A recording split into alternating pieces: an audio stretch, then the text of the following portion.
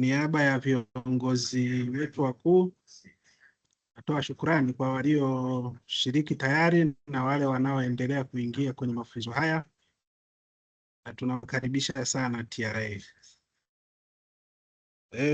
Mimi naitwa ndugu Buruba Kanuda, ni afisa kodi mkuu wa Mamlaka ya Mapato Tanzania, lakini vile vile ni mmoja wa mameneja kwenye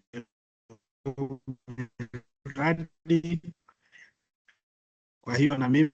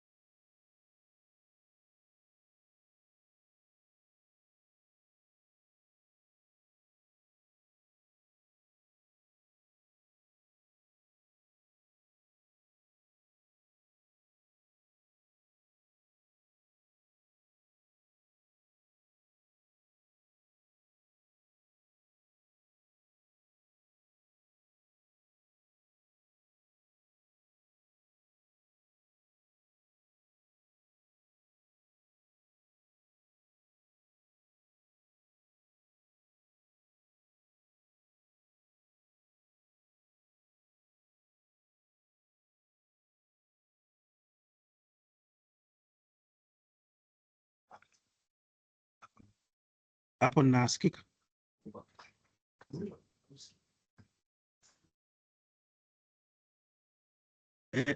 Washiriki nilikuwa sisikiki, lakini nadhani nimerudi.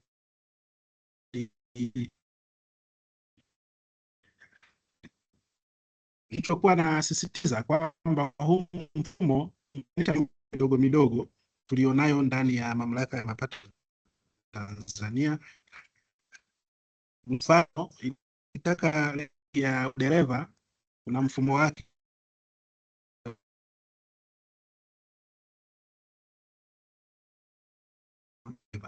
teka chombo chako cha moto kwa ajili chombo cha moto, ukitaka kuwarisha tani na kufanya makadirio kuna mfumo wa kodi, kuna mfumo wake kwa ajili ya msamaha. Lakini sasa huu tunaozungumza ambao utaenda kuzinduliwa umeunganisha hizo shughuli zote kwenye mfumo mmoja, kwa maana ya kwamba kama utakuwa na access unaweza ukapata hizo huduma kwa muda mfupi na kwa uharaka zaidi.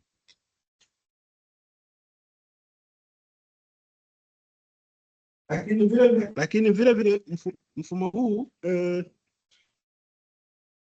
utakuwa na dashboards mbalimbali kwa ajili ya kukusaidia wewe mteja kuangalia taarifa zako haraka kwa muda mfupi zaidi. Lakini mfumo huu kadri tutakavyoendelea kusoma na kuelewa, hautalazimika kufika TRA kwa sababu yoyote ile. Sio kwa sababu umeandika barua TRA,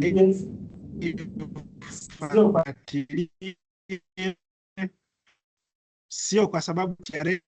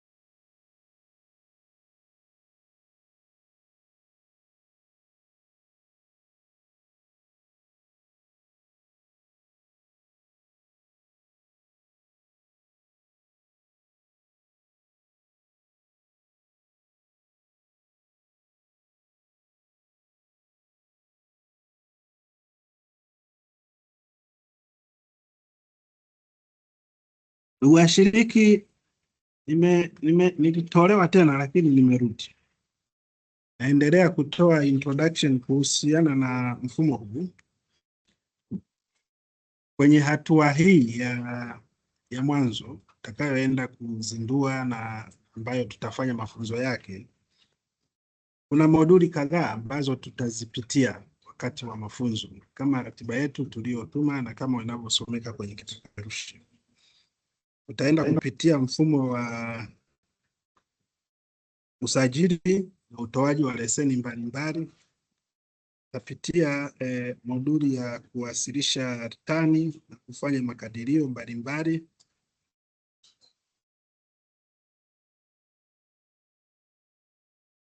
Tutapitia namna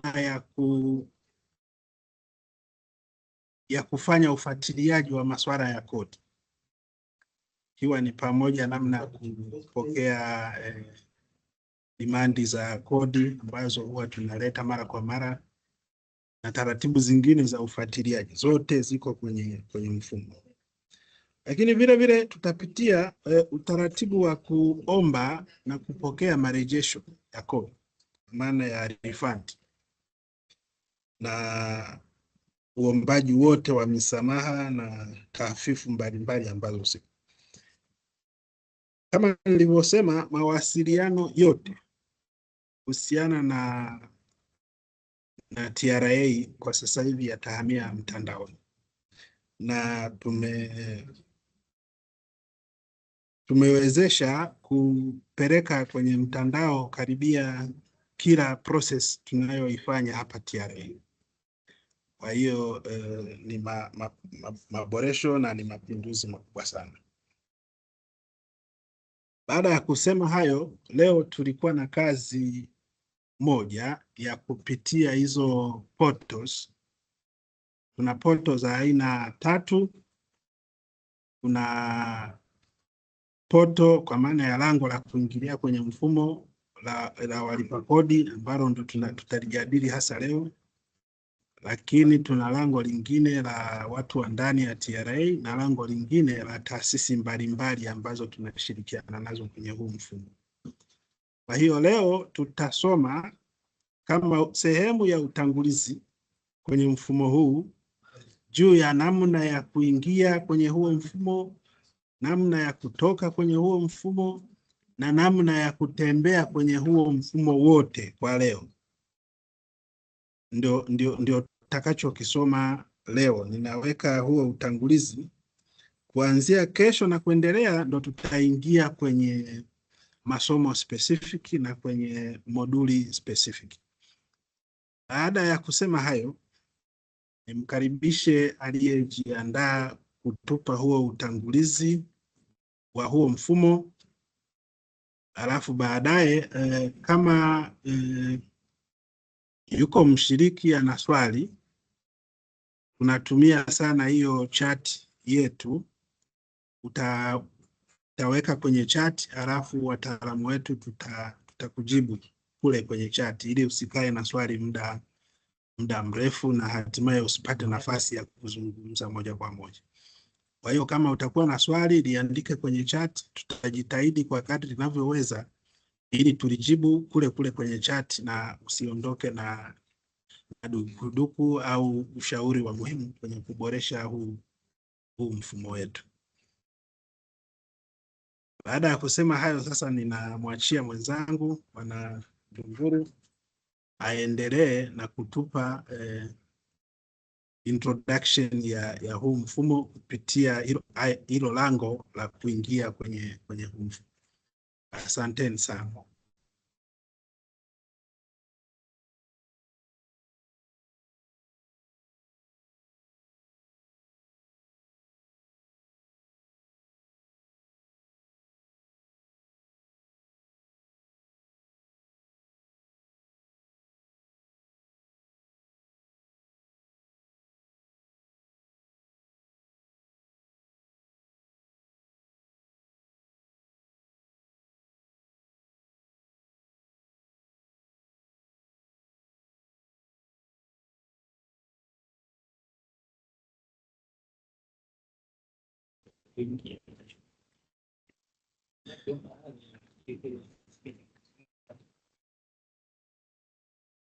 Hello.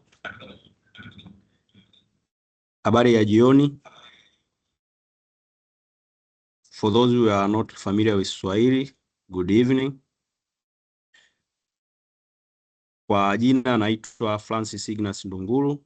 Nitakuwa nanyi katika kuwapitisha kwa leo kwenye presentation yetu ya namna ya mfumo wetu mpya ambao ni umeboreshwa IDRAS. Sasa tutajikita kwenye navigation ya portal, namna ya kulogin na features mbalimbali ambazo zinapatikana kwenye mfumo huu. Kwa hiyo kama ambavyo inaonekana hapo kwenye screen, hiyo link ambayo nimeshare ni link ya mafunzo ambayo tunaita demonstration link. Baada ya mafunzo haya, kwa wale ambao watawiwa, wanaweza wakatumia hiyo linki kwa ajili ya kuangalia na kujifunza baadhi ya moduli ambazo zinapatikana kwenye mfumo huu. Kwa hiyo linki hiyo ni kwa ajili ya demonstration. Tutaelezea namna gani mtu anaweza kujisajili na kuweza kulogin kwenye mfumo huu hasa kupitia hiyo linki ya mafunzo au demonstration link. Nadhani wote tunaona linki ambayo nimedisplay.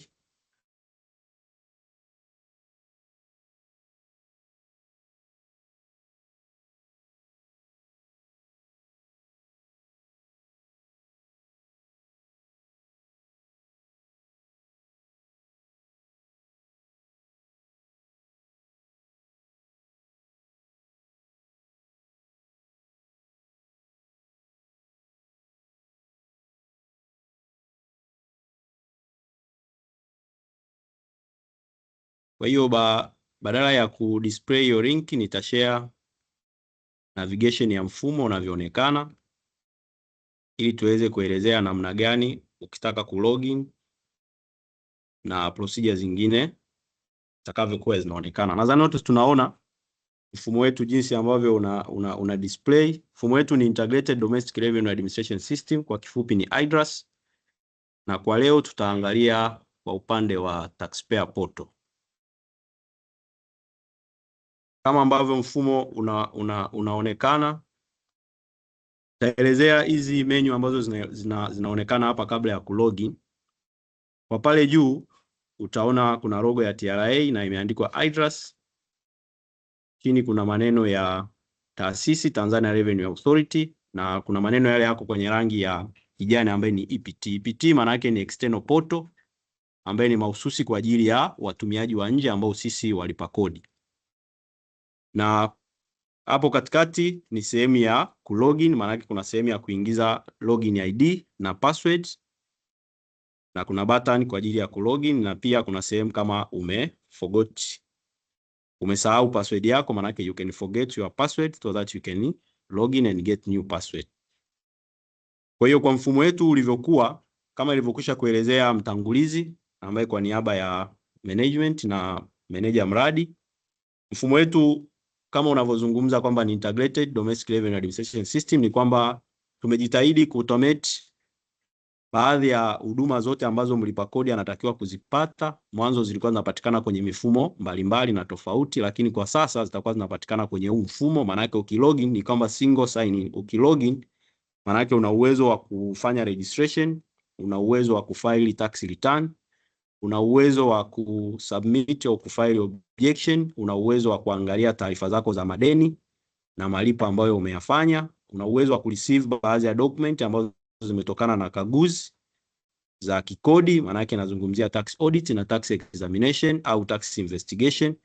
Una uwezo wa kusubmit taarifa mbalimbali kama barua au malalamiko yoyote. Kwa hiyo ni mfumo ambao umecover baadhi ya process zote au huduma zote ambazo mlipa kodi mwanzo tulikuwa tunazipata kupitia mifumo tofauti tofauti. Kwa hiyo kwa wale ambao tutaanza kutumia mfumo huu kwa mara ya kwanza, na mwanzo tulikuwa tunatumia taxpayer portal ambayo hii tunaitumia sasa hivi, mfumo huu tuliokuwa nao sasa hivi. Maana tutakavyoenda live kwenye mfumo huu wa mpya, wale wote ambao mlikuwa mnatumia ili muweze kulogin kwa mara ya kwanza, mtatakiwa kuforget password. Maana yake mtaenda kwenye ile button ya forgot password.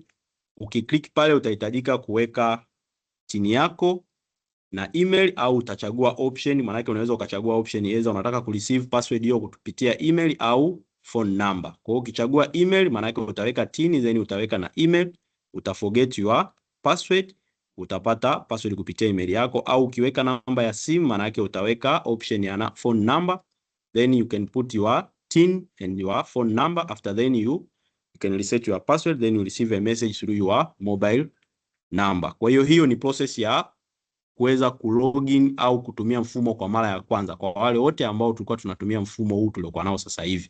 Maana mfumo uliokuwa sasa hautotumika tena. Kwa hiyo tutahitajika kutumia mfumo mpya. Kwa hiyo wote mtahitajika kuenda kwenye option ya kuforget password ili muweze kupata access ya kutumia mfumo.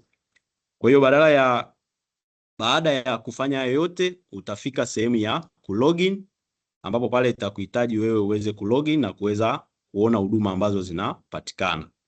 Na kitu kingine ambacho kimeboreshwa kwenye mfumo wetu, sehemu ya kulogin, kuna wale wenzetu ambao hatuhitaji muda wote kuandika ID yetu, manake user ID. Kuna ile sehemu pale ukiandika TIN yako, manake kuna sehemu ya kusave ID ili utakapokuwa unaingia uwe tu na wajibu wa kuingiza password yako na kuendelea.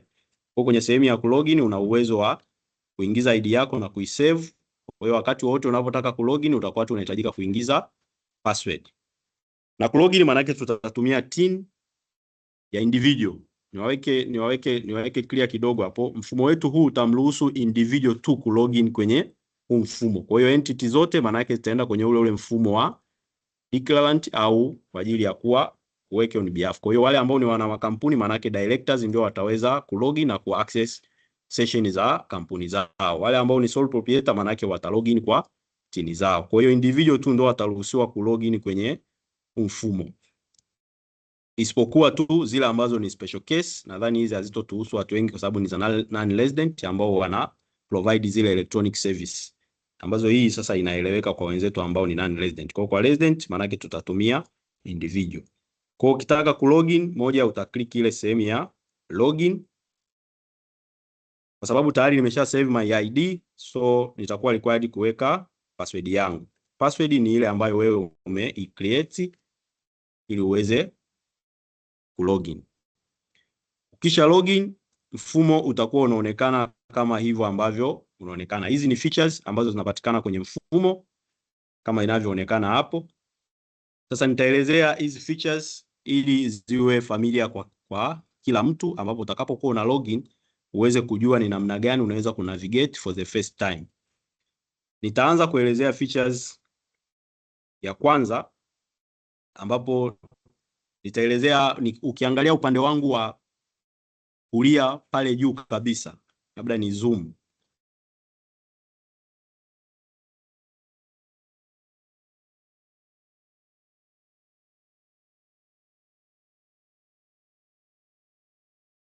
Nikizoom hapa juu kabisa utaona kuna alama kama ya mtu na itaweka jina. Hiyo ni sehemu ambayo hakikisha unavyo login linasoma jina lako. Kwamba mimi nilie login ni Francis Ignas Ndunguru, na pia upande wangu wa kushoto pale juu pia ita display jina na TIN na mkoa wa kodi hiyo TIN ilipokuwa. Kwa mfano hii TIN inaonekana ipo mkoa wa kodi wa Ilala. Na pia pale juu upande wa kulia kuna sehemu kuna alama kama ya barua au email. Hii ni sehemu ambayo mlipa kodi utakuwa una uwezo wa kureceive notification zote ambazo umetuma kwenda TRA au umetumiwa kutoka TRA au service yoyote ambayo umeifanya kupitia mfumo wetu. Mfano, ulikuwa ume request for control number na ile control number imetumwa via your email, kwa hiyo you can get a message kwamba a control number has been already created and sent to your email. Kwa hiyo unaweza kwenda kwenye email yako ukaingia na ukapata ile control number. Au labda ulibadilisha password then kuna authentication imetumwa kupitia simu yako, maana yake unaweza kaona hiyo notification. Kwa hiyo hii sehemu ya kwanza hapa ni kwa ajili ya kuview notification.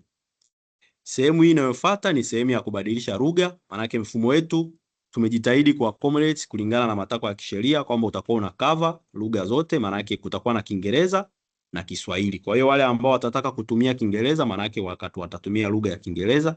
Kwa wale ambao watahitaji kutumia lugha ya Kiswahili maana yake watachange language kutoka Kiingereza kwenda Kiswahili kama hapa ambavyo mimi nimechange. Kwa hiyo mfumo maana yake menu zote zitabadilika zitakuwa za Kiswahili ili uweze kuendelea na kupata huduma. Sehemu inayofuata hii tunasema ni user interface setting. Kuna wale ambao wanahitaji kuona mfumo jinsi utakavyokuwa unakaa. Mwingine anahitaji kuweka rangi fulani, kwa hiyo ni sehemu ambayo mtu unaweza ukaweka baadhi ya rangi. Kwa mfano, ukiangalia pale kwenye hii UI setting, kuna sehemu, kuna wengine hawapendi mwanga, labda hii tunasema kwamba ni light mode, maana yake anapenda kuwa na dark mode, maana yake utabonyeza ile sehemu ya dark mode, kwa hiyo resolution ya mfumo itabadilika, itakuwa dark mode. Kuna wengine yeye anapenda kutumia light mode, maana yake utabadilisha itakuwa light mode kulingana na wewe utakavyotamani matumizi ya mfumo uweke. Na vingine ni kwa ajili ya kufanya layout ya fixed mode, maana yake kuna mwingine anataka layout ifanyike iwe tofauti, maana yake kukuza maneno au yawe kulingana na yeye atakavyoona mwenendo wake na matumizi ya mfumo. Kwa hiyo tumejitahidi kuweka baadhi ya features ambazo ni flexible na easily kwa mlipa kodi aweze kutumia mfumo huu kwa urahisi na kupata huduma na mwisho wa siku kulipa kodi ili tuendeleze kukusanya mapato ya serikali. Na pia kuna sehemu hapa chini kwa ajili hii ni sehemu ya kubadilisha muonekano wa mfumo. Kuna wale ambao wanapenda kutumia rangi za njano, maana yake tunaita Serengeti yellow, ukiklik pale rangi itabadilika. Kuna wengine wapendelea rangi ya njano, wanapenda kutumia rangi za blue, kwa utaklik ile sehemu ya Victoria blue, kwa rangi itabadilika, zile sehemu menus kubwa ambazo zinatumia rangi maana yake itabadilika zitakuwa blue. Kuna sehemu nyingine maana yake unaweza ukatumia kijani ambaye ni Kilimanjaro green, kwa utabadilisha itakuwa rangi ya kijani. Ni matumizi ambayo wewe mwenyewe utapendelea kulingana na matakwa yako. Na pia kuna muda mfumo unaweza ukawa umetumia kwa muda mrefu, labda system inasumbua, maana yake unataka kurefresh. Tumeweka sehemu ambayo ni ya kurefresh, ile sehemu ya system refresh, maana yake utarefresh ili kuweza kuanza mfumo na matumizi, maana yake kama ulikuwa una load sana au ulikuwa una matatizo ya network. Kwa hiyo utakapo refresh, maana yake system itarefresh na utaweza kutumia mfumo kama ulivyokuwa unatumia pale awali.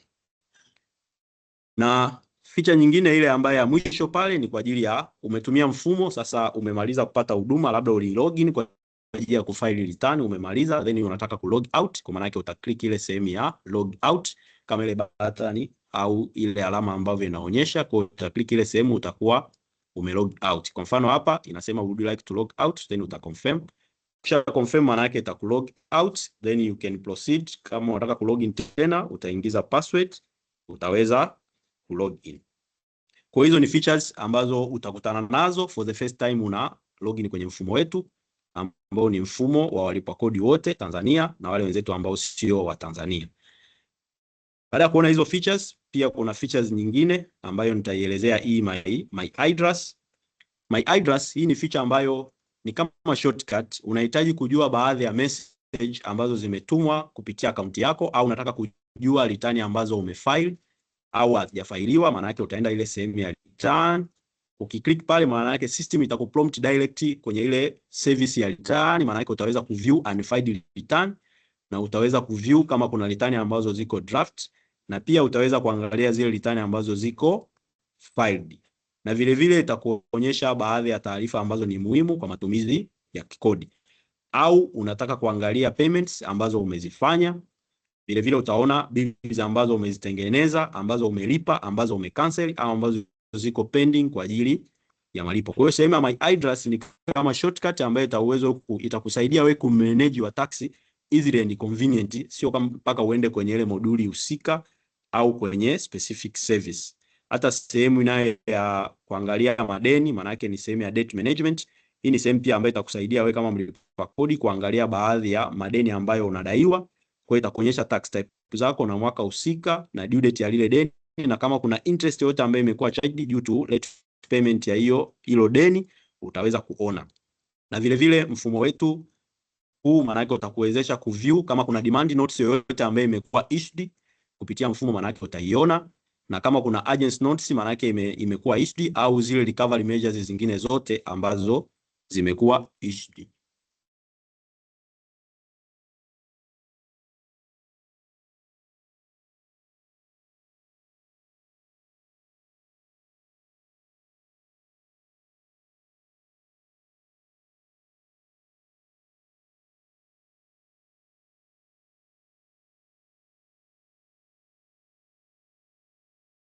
Naomba tuendelee. Kwa wale ambao labda hatusikii, tunapata matatizo ya mfumo, tunaweza tukaandika message hapo, wataalamu wetu wanazipitia kuweza kusolve.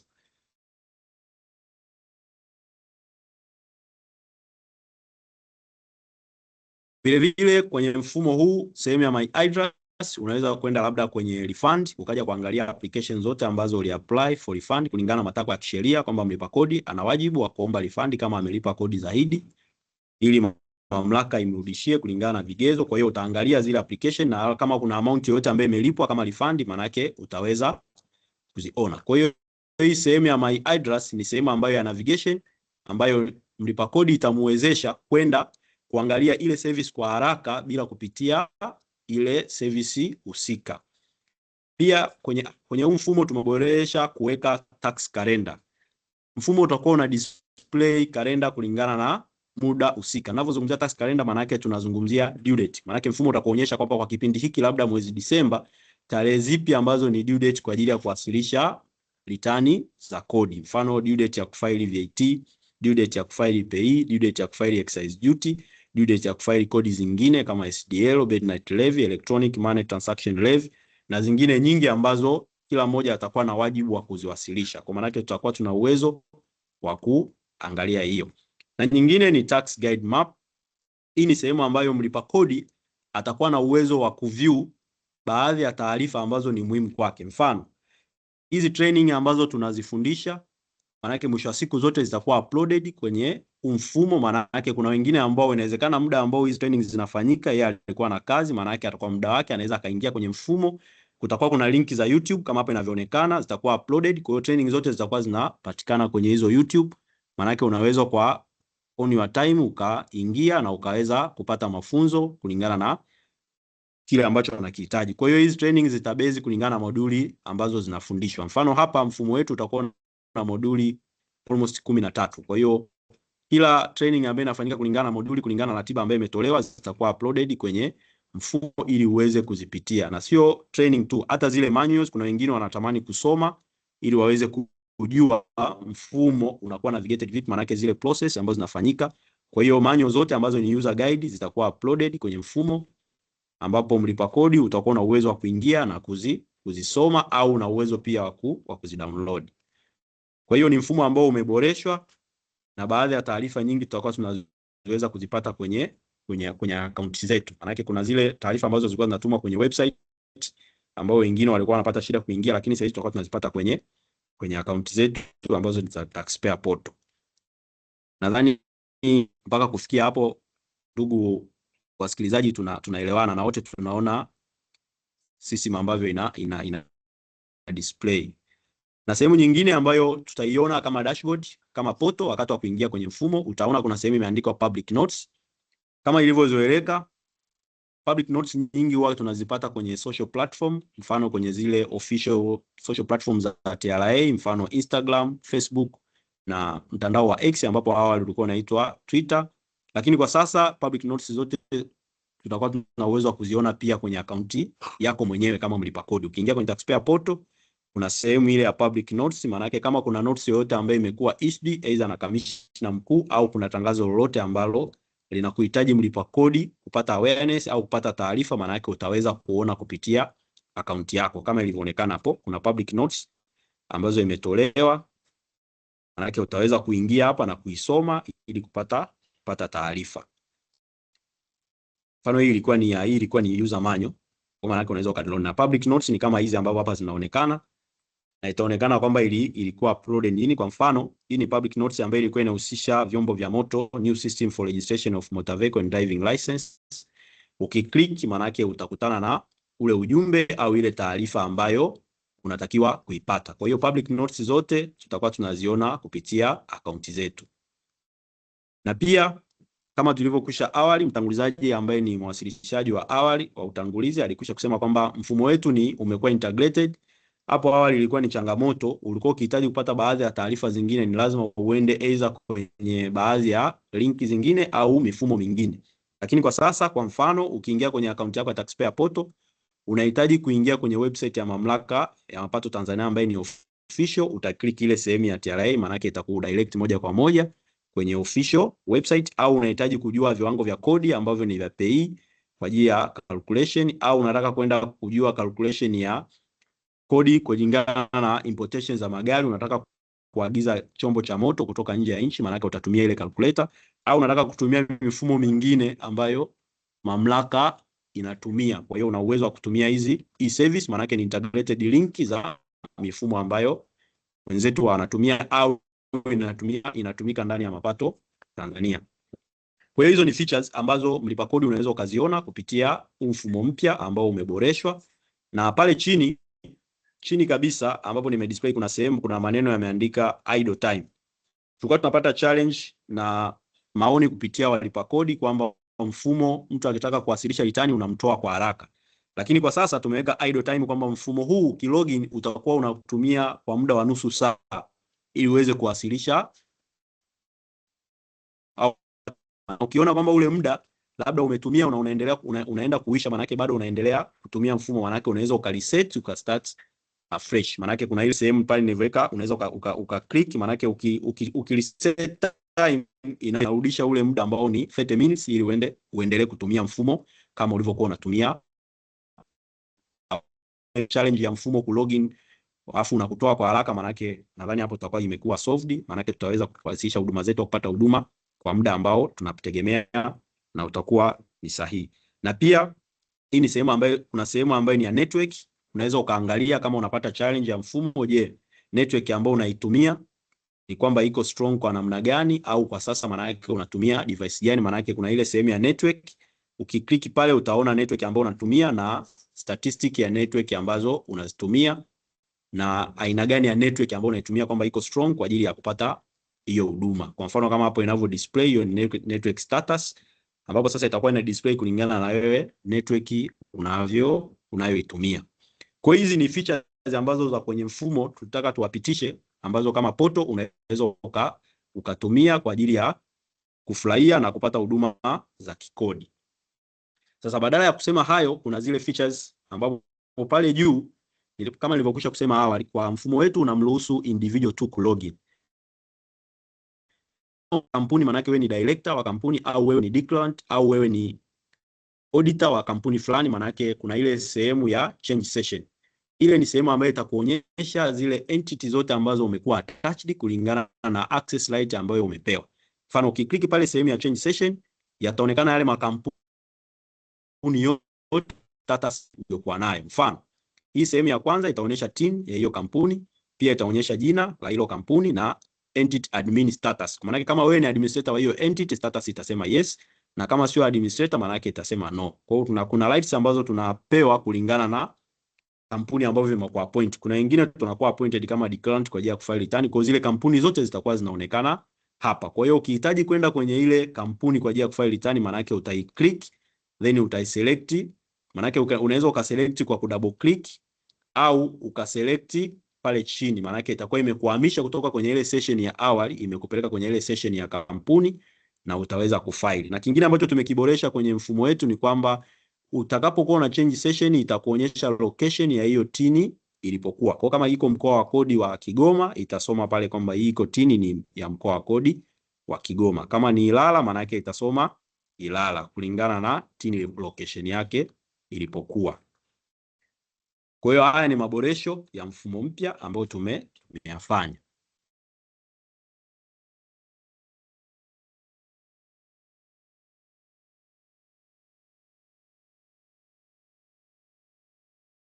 Tunaendelea kuwapitisha kwenye menus ambazo zinapatikana kwenye poto. Kuna sehemu nyingine ambayo ni use IDaaS integrated search. Kuna wale wengine ambao wao wanataka kutumia mfumo ataki kutumia hizi button za hapa juu ambazo nitazielezea hapo mbele. Unaweza ukasearch kulingana na wewe unavyotamani. Mfano, unataka kwenda specific kwenye VAT. Unaona kwamba siwezi kuchagua moduli ya registration, maana yake ni mlolongo mrefu. Maana yake unaweza ukasearch specific ile VAT. Maana yake system itakupa zile menus ambazo zinahusika na VAT. Kama nilivyo click hapo, unaona kwamba itakupa menu kama unahitaji registration, au kama unahitaji registration ambayo ni cancellation, au unahitaji kujua baadhi ya issues ambazo zinahusika na VAT. Maana yake kwa mfano hapa mimi nimesearch VAT, nahitaji labda kwenda direct kwenye registration ya VAT, nataka kuomba usajili wa VAT kulingana na hii session iliyokuwepo. Maana yake nita search VAT, then ni search, maana yake menus zitatokea na kulingana na access nilizokuwa nazo, maana yake nita click registration, kwa moja kwa moja itanipeleka kwenye window au menu ya VAT registration. Lakini hapa kwa sababu hii ni non business tin, siko liable kuomba usajili wa VAT. Na pia hii sehemu ya use my address, maana yake unaenda ukasearch, labda nataka kwenda kwenye tin, maana yake nita search tin, then system itanionyesha sehemu ambazo ni tin, labda nataka kufanya tin amendment, nataka kufanya tin cancellation, nataka kufanya registration ya entity au whatever the service ambayo wewe unahitaji na unaitamani. Kwa hiyo ni mfumo ambao umekuwa umeboreshwa na unapata features nyingi kulingana na wewe unavyotamani, maana yake unaweza ukatumia.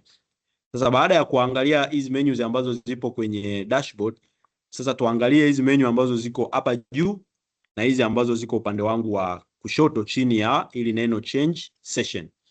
Sasa nikianza hapa juu kuna hili neno limeandikwa POT ambaye kwa kirefu chake ni poto.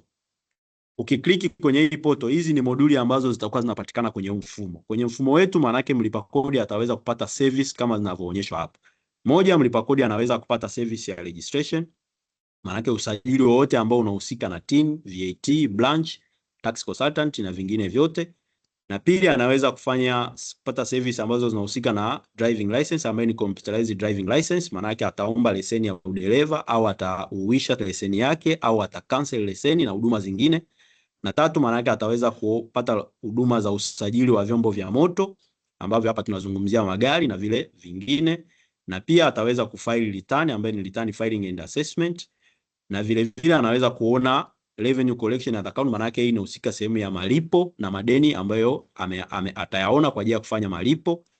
Pia kuna sehemu ya debt management and compliance, hii ni sehemu ya kuview baadhi ya taarifa za madeni na kama kuna taarifa zote ambazo ni recovery measures kama nilivyokwisha kuelezea kwamba issues za demand notice, umetumiwa demand notice, sasa hizi utakuwa unaipata kwenye mfumo, sio kama ilivyokuwa sasa kwamba unapewa barua. Kwa sababu hizi demand ikitumwa maana yake utaipata kwenye akaunti yako, na kama inavyoelezea zile service nyingine ambazo ni za objection, kuna communication, kuna refund, kuna e-tax invoice. Hii ni kwa ajili ya matumizi ya kuissue receipt kama sasa hivi tunavyotumia EFD, maana yake tumeboresha, tunataka walipa kodi watumie mfumo wetu kuissue EFD receipt. Kuna knowledge, kuna private na kuna inventory management ambazo kwa sababu ya muda na kwa sababu ya ratiba, hizi moduli zote kulingana na ratiba ambavyo tumeiona, kila moduli tutapitishwa na wataalamu, kwa hiyo sina haja kuielezea sana. Na sehemu nyingine kwenye hiyo poto pale chini kuna sehemu imeandikwa site map. Site map ni kama shortcut ya service ambazo zinapatikana kwenye mfumo. Kwa mfano kama hapa nilivyo click, umeona kuna sehemu ya my poto, labda unataka kwenda kwenye password, maana yake unaweza kuclick moja kwa moja kwenye password, au unataka kwenda kwenye entity tin kwa ajili ya kuapply entity tin, maana yake utaclick ile sehemu ya entity tin. Kwa hiyo site map ni kama ni shortcut ambayo inakudirect kwenye ile service ambayo wewe unataka kwenda. Na ukiangalia kuna zile ambazo zimekuwa bolded na kuna zingine ziko fainted. Hizi ambazo uko fainted kwa mlipa kodi ukiingia kwenye account yake maana yake hauna access rights ya kupata hiyo service. Kwa hiyo ukiangalia zile ambazo ziko faint maana yake wino wako kidogo umekolezwa. Hizo ndo una access nazo kwa kuzipata. Kwa hiyo zile ambazo ziko fainted hutoweza kuzipata. Ndio maana pale ukiklik inakuambia you don't have access authorization. Kwa hiyo ni site map ambayo mlipa kodi ni kama shortcut ya kwenda kupata service, kwamba unahitaji service fulani ili uweze kuziview, kwa sababu hapa inaonyesha moduli zote na submodules ambazo ni rahisi kufanya. Kwa mfano mimi nataka return filing, nataka tu specific due date, maana yake nitakliki due date, kwa maana yake nitaenda kwenye due date extension ambayo nitafanya application. Kwa hiyo ni sehemu ya site map. Kingine ambacho kimeboreshwa kwenye mfumo wetu ambayo hii ni poto ya taxpayer poto.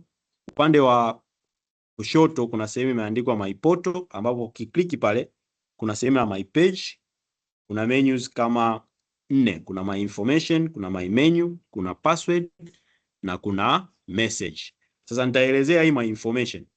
Mimi niliye login hapa nimelogin kama individual. Yawezekana nataka kujua taarifa zangu ambazo ni sehemu ya my information. Nikitaka kufahamu hizi taarifa maana yake itanihitaji, nikiklik itanihitaji kuingiza password for the first time ili niweze kupreview hizi taarifa. Mfano, na click my information, then nitaweka password kwa ajili ya kuview taarifa. Nikishaweka password, maana yake system ita preview taarifa zangu ambazo za kikodi. Mfano, itanionyesha jina langu, itaonyesha TIN, itaonyesha mwaka wa kuzaliwa, itaonyesha phone number kama ipo, itaonyesha jinsia yangu, na vile vile itaonyesha mitaa na TIN ambapo imepatikana. Na pale chini kabisa ukiangalia kuna sehemu pameandikwa my mode.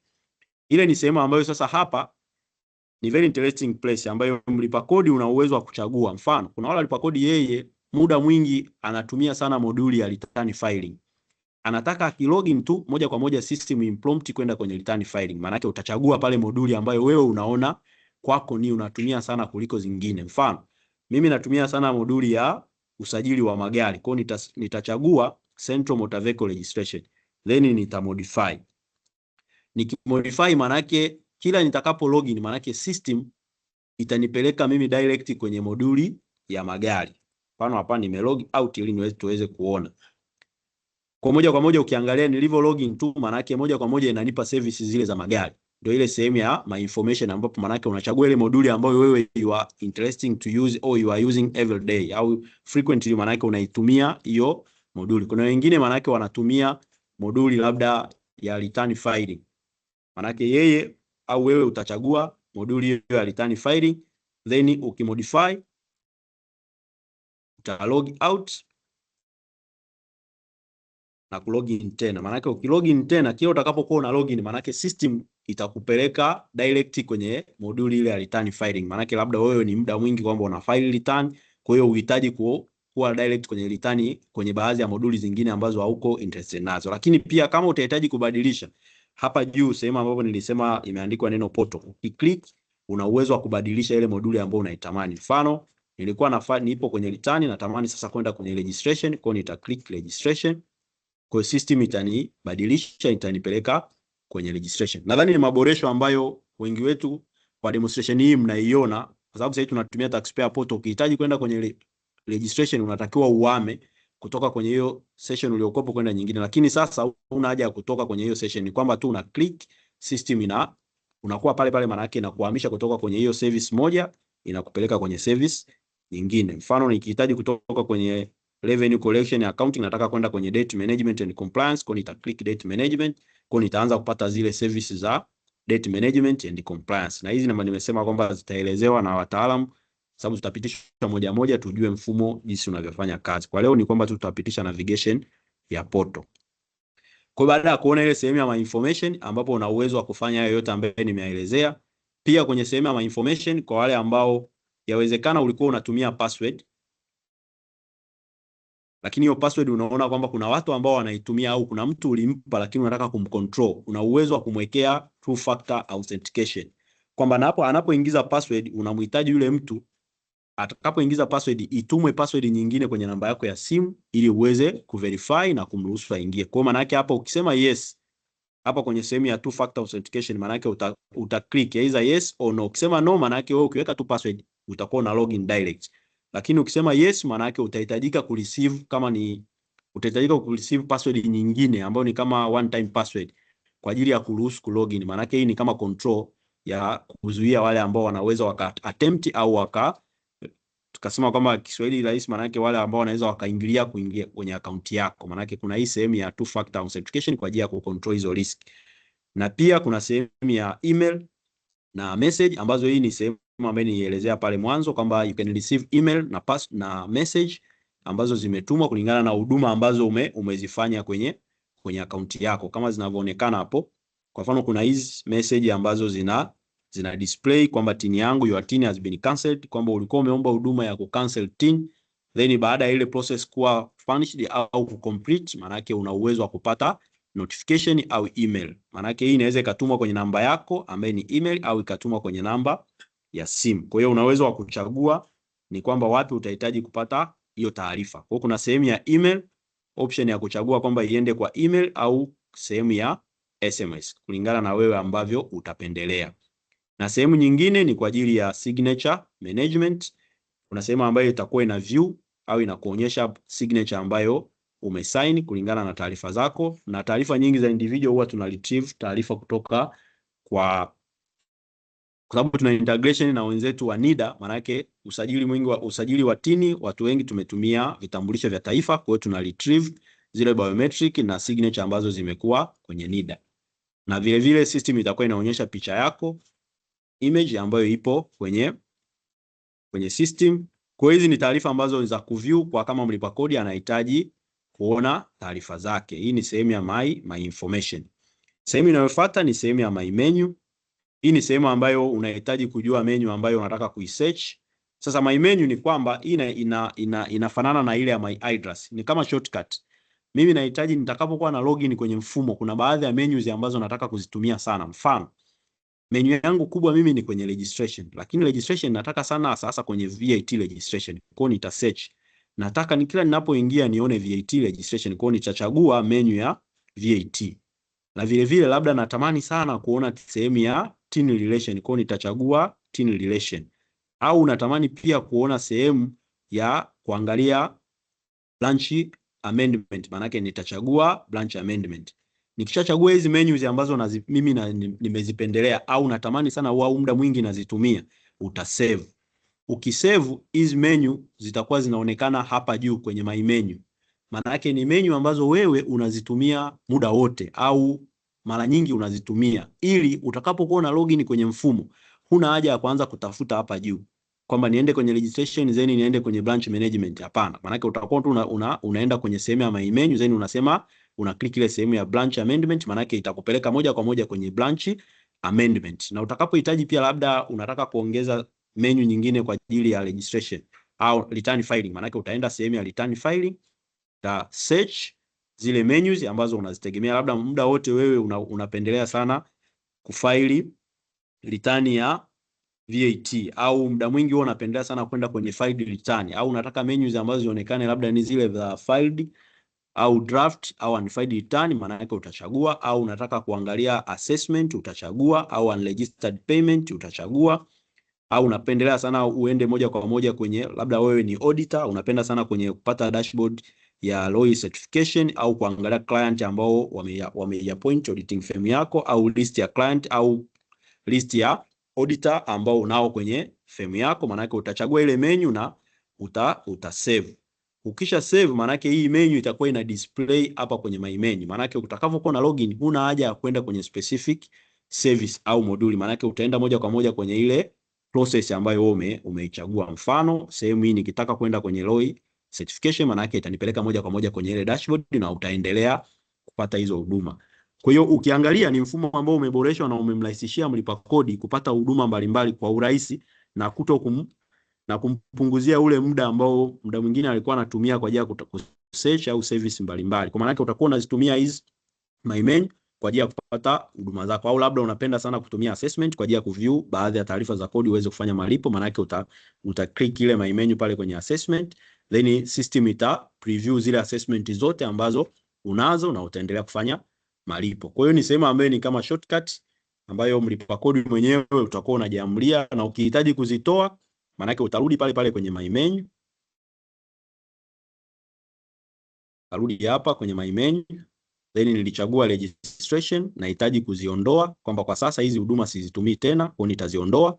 Kuziondoa maana yake uta untick au uta uncheck zile service au menus ambazo ulikuwa unataka mwanzo ulikuwa unazitumia, na kuziweka maana yake utacheck zile service ambazo ulikuwa unataka kuzitumia, then kumbuka kusave. Ukisave maana yake zile menus ambazo umeziondoa hazitaonekana tena hapa kwenye akaunti yako, maana yake zitakuwa zimeondoka. Nadhani ndugu walipa kodi na ndugu wasikilizaji wote tuko pamoja tunafuatilia mafunzo haya, na mwishoni, kwa sababu tunaendana na session yetu, maana yake tutaruhusu maswali kwa wale ambao hawajaelewa, maana yake tutaruhusu waulize maswali.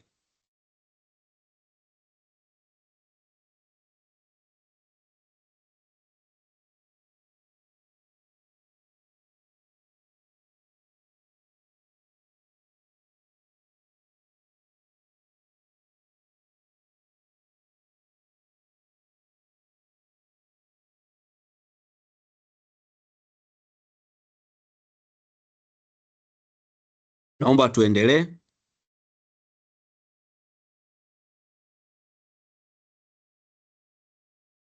Kwa hiyo hii sehemu ya my menu, maana yake mlipa kodi utakuwa na uwezo wa kumanage menus mwenyewe ambavyo unatamani kulingana na matumizi yako na mfumo unavyotamani. Na sehemu nyingine ni sehemu ya password. Hii ni sehemu ya kureset password. Mfano kuna password ambayo unaitumia sasa lakini unahitaji kubadilisha, maana yake utaenda ile sehemu ya password. Hapa ni sehemu ya kuchange password, maana yake utaweka current password ambayo unaitumia, then utaweka new password na utaconfirm ile new password na utamodify. Ukisha modify, maana yake utapata notification kupitia email yako na namba ya simu na utakuwa umebadilisha hiyo password. Lakini cha kuzingatia, kuna rules for creating password. Nadhani hizi wote tunaziona hapo na wengi tuko nazo aware kwa ajili ya security, kwa maana yake unatakiwa ufate zile sheria za kutengeneza hiyo password ambayo utaitumia. Kwa nini? Ni kwa sababu ya kucontrol riski au mtu asiweze kubashiri au kuotea au kugesi password yako. Kuna wengine ambao tunapenda kutumia password ambazo mtu anaweza akabashiri, ndio maana zimewekwa hizi rules for creating password. Maana yake lazima ziwe na combination of 8 or 15 character composed of number, uppercase letters, lowercase letters and special character, ambapo hii ni kama control kwa ajili ya kuzuia wale ambao wanaweza wahack au wakagesi wa password na kuweza kuingia kwenye akaunti yako. Kama mnavyofahamu, mifumo hii ya kodi ambayo imeboreshwa, sasa taarifa nyingi na vitu vingi vinafanyika kwenye mifumo. Mfano uhamishaji wa magari, maana yake transfer ya ownership ya magari, maana yake inafanyika kwenye mfumo. Kwa hiyo tunaweka hivi ili kucontrol watu wasiweze kujua password na kuweza kupata huduma zingine. Maana yake hakikisha unapotengeneza password yako inakuwa ina meet hivi vigezo ambavyo vimeandikwa hapa chini. Na hiyo password maana yake haitoruhusiwa kama uta include your username. Maana yake username maana yake itakuwa involved kwenye password. Kwa wale ambao mnafuatilia na mnaangalia hizi display au hizi navigation ambazo nazionyesha pale chini, nilizungumzia kuhusu ile idle time. Mtaona zile dakika zinapungua. Kwa hiyo ukiona zinakaribia kuisha, maana yake you can reset na muda maana yake utajianza upya zile dakika 30. Kwa hiyo mfumo utakuwa au kutoi. Kama unatumia mfumo kwa muda wa masaa 5, maana yake utaendelea kuwa kwenye session mpaka utakapomaliza kazi yako. Maana yake ni maboresho ambayo yalifanyika ili kuondoa ile challenge ya kwamba mfumo unatumia baada ya muda una log out. Maana yake muda mwingine tunakuwa tunafanya kazi zile ambazo hatujazisave, kwa hiyo inakuwa ni changamoto. Menu nyingine ni hii sehemu ya message, hii ambayo nimeielezea. Maana yake hapo utakuwa na uwezo wa kureceive zile message, na vile vile kama nilivyokuja kuelezea kwenye module, kwenye mfumo wetu kuna sehemu ya communication, ambayo hapa walipa kodi tutakuwa tuna uwezo wa kuwasilisha barua zetu, ambazo kwa sasa hizi barua tunaziandika na tunawasilisha ofisini kwa mkono, lakini kupitia mfumo huu maana yake barua zote tutakuwa tuna uwezo wa kuandika kwenye mfumo na kuzituma kwenye mikoa husika. Hatuna haja ya kuandika kwa mkono.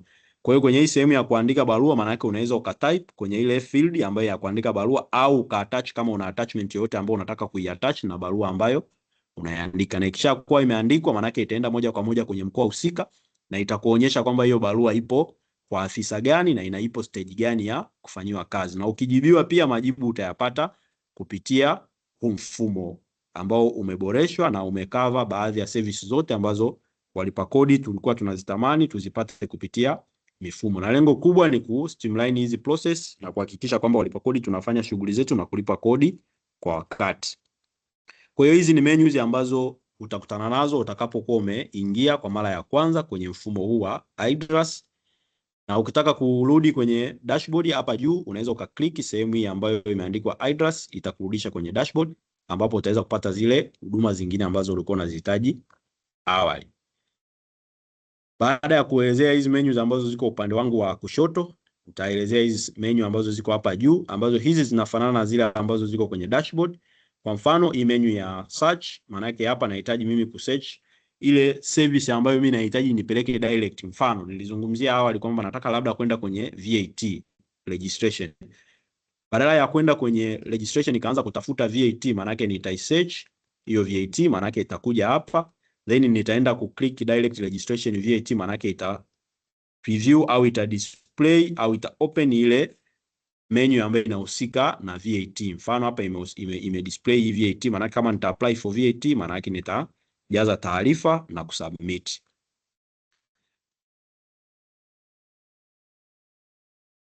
Au unahitaji kujua baadhi ya information zozote ambapo mwanzo nilielezea ile tax calendar.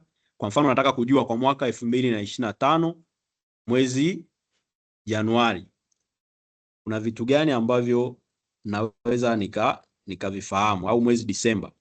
Kwa maana yake itakuonyesha kwa mwezi ule tarehe zote ambazo zinahusika na issues za kikodi. Mfano tarehe 7 mwezi Disemba au mwezi wa 12 ni due date ya kusubmit, ni due date ya submission na payment ya SDL, pay, midnight levy, electronic money transaction levy na withholding tax zote, maana yake tax return zote.